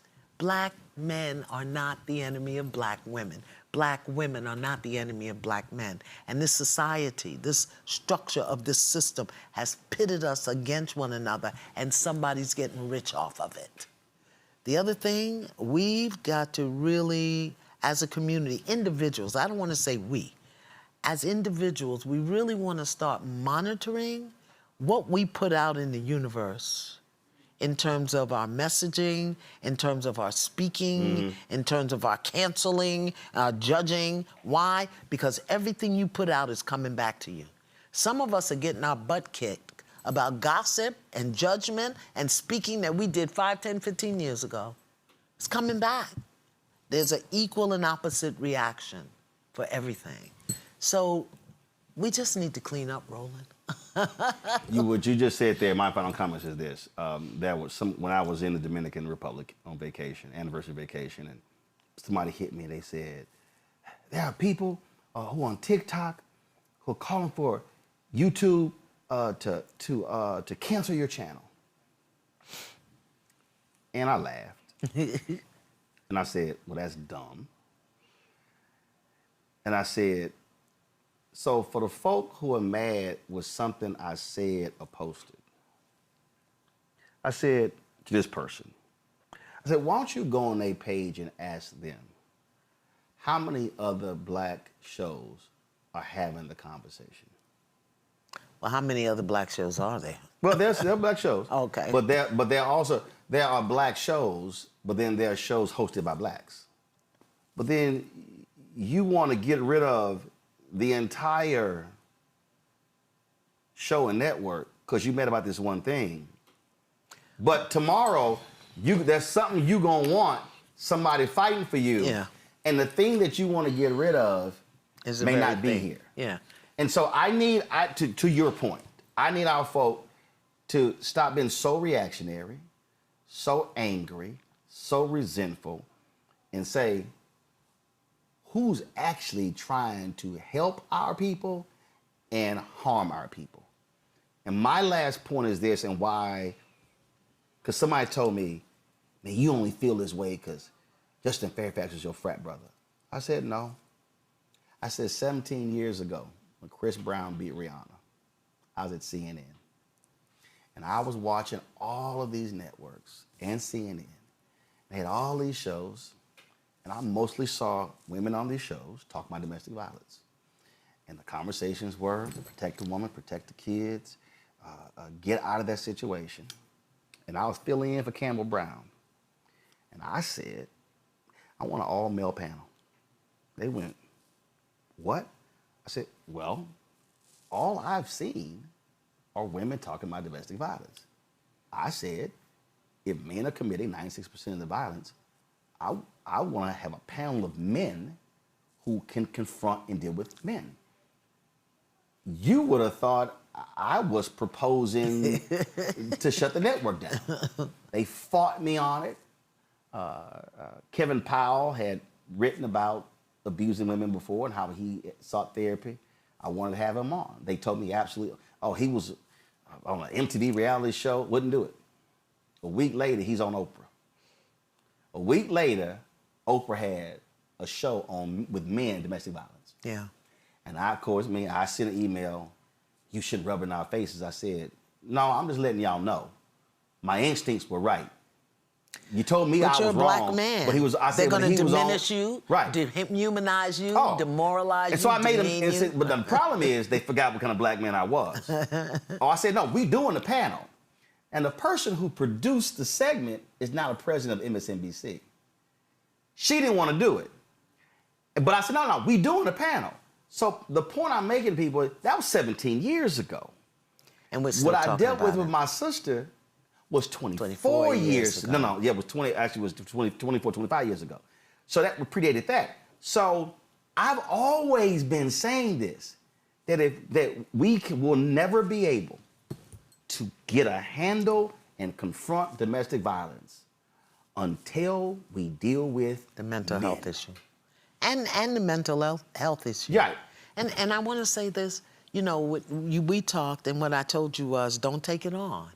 Don't take it on. People want to dump their responsibility onto you. Again, we each have to take responsibility for our mental health, our spiritual hygiene, the trajectory of our life. Then we can come together as a whole community. You know, the question has to be, though, ability, or what are you bringing to the table?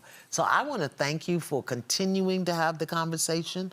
I hope people will do their work. Go get your worksheet. Take a look at The Invisible Ache for Men, or The Spirit of a Man for women.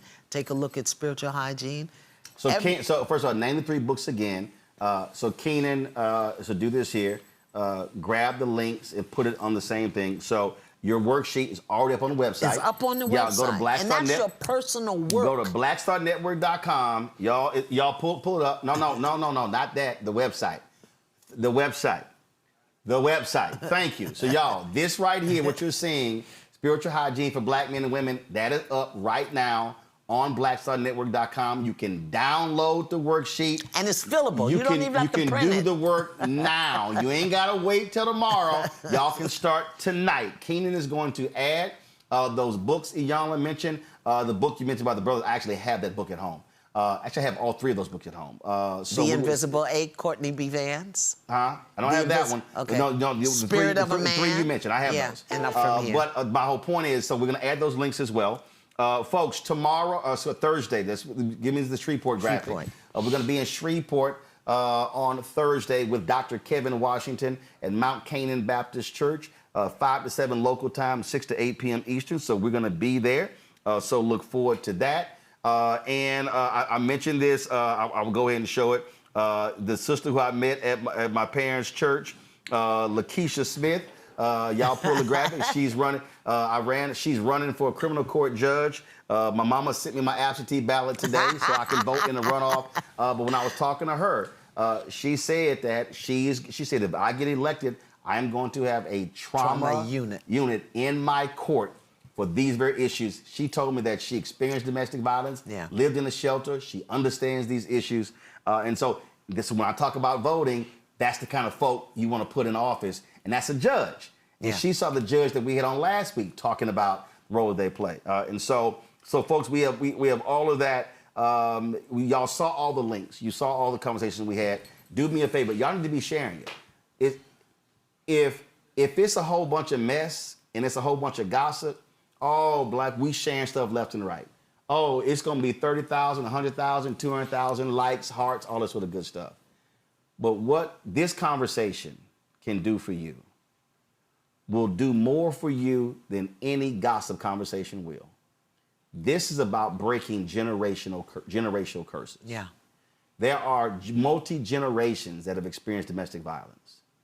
We could cut the generational curse today. We don't want a child, teenager, youngster, to have to now go through life, mama gone, daddy gone, murder-suicide, or mama killed, and daddy going to prison for life, or beating somebody, and same thing. We all can change this. We all have a role and responsibility. And I ask you to use your platform. You may not have 5 million followers. You may not have almost 2 million YouTube subscribers. You may not have any of that. But you can talk to one person. That's right. You could reach one person. And if that's all your capacity can handle, that's fine. Because you don't know that the one person who you're talking to, you might be saving their life. And so to the brother from Lawton, Oklahoma, find you a church and get involved. To the sister from Los Angeles who said we shouldn't be killing kids, you're right.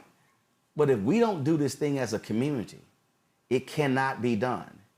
And it cannot be done if black men are arguing with black women and black women are arguing with black men, and we're sitting here yelling, fighting, and talking about whose pain is greater, who's experienced more. The Because the reality is, ain't nobody gonna save us but us. And that's what our role and responsibility is. Iyanla, I appreciate this conversation. I thank you. Enjoyed it. I did too. Thanks a bunch, folks. Thank you for your phone calls. Thanks for watching. I see y'all comments in the chat. Of course, we'll be restreaming this as well. Don't forget, y'all support the work that we do. Listen, we ain't got millionaires and billionaires who cut us checks to support this show. It's really, we've been surviving because y'all have been standing with us every step of the way. We are now exceeded, Keenan, you sent it to me, I forgot. We're up to about 39,000 plus. We're close to 40,000 donors. Our goal is to get 20,000 people annually contributing $50 each.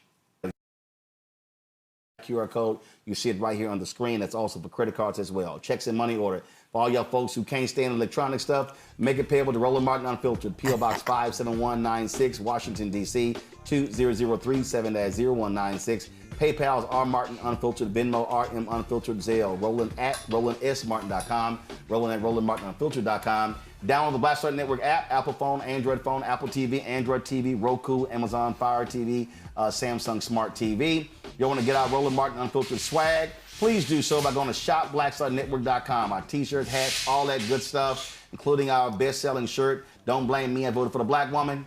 Y'all can get that as a t-shirt, as a crew neck as well. And we created a marketplace. This is another thing for me that's important, supporting black-owned businesses. We've got more than 50 black-owned companies that are on our marketplace at shopblackstarnetwork.com. These are all black-owned products, all black companies. When y'all buy products from there, you're also supporting this show because we receive a percentage of that as well. And so please go to the site, support those black companies. Download the app Fanbase. Isaac Hayes III is the founder of that. You can follow me at Roland S. Martin. I believe in supporting black-owned social media platforms. So download his app. Don't forget, watch Brittany Noble every day at noon Eastern. The breakdown of Brittany Noble on the Black Star Network. Get that as well. And don't forget, go to our website. Go to blackstarnetwork.com. Download the worksheets. Iyanla has one for men, one for women. Y'all can download them together. Y'all can fill them out separately. Y'all can turn this into a thing at a party. Y'all can call a group together for y'all having y'all frat brotherhood. You can do this as well. This is about us doing the work as we speak right now. Folks, that's it. I'll see y'all tomorrow right here, Roland Martin Unfiltered on the Black Star Network. Holla!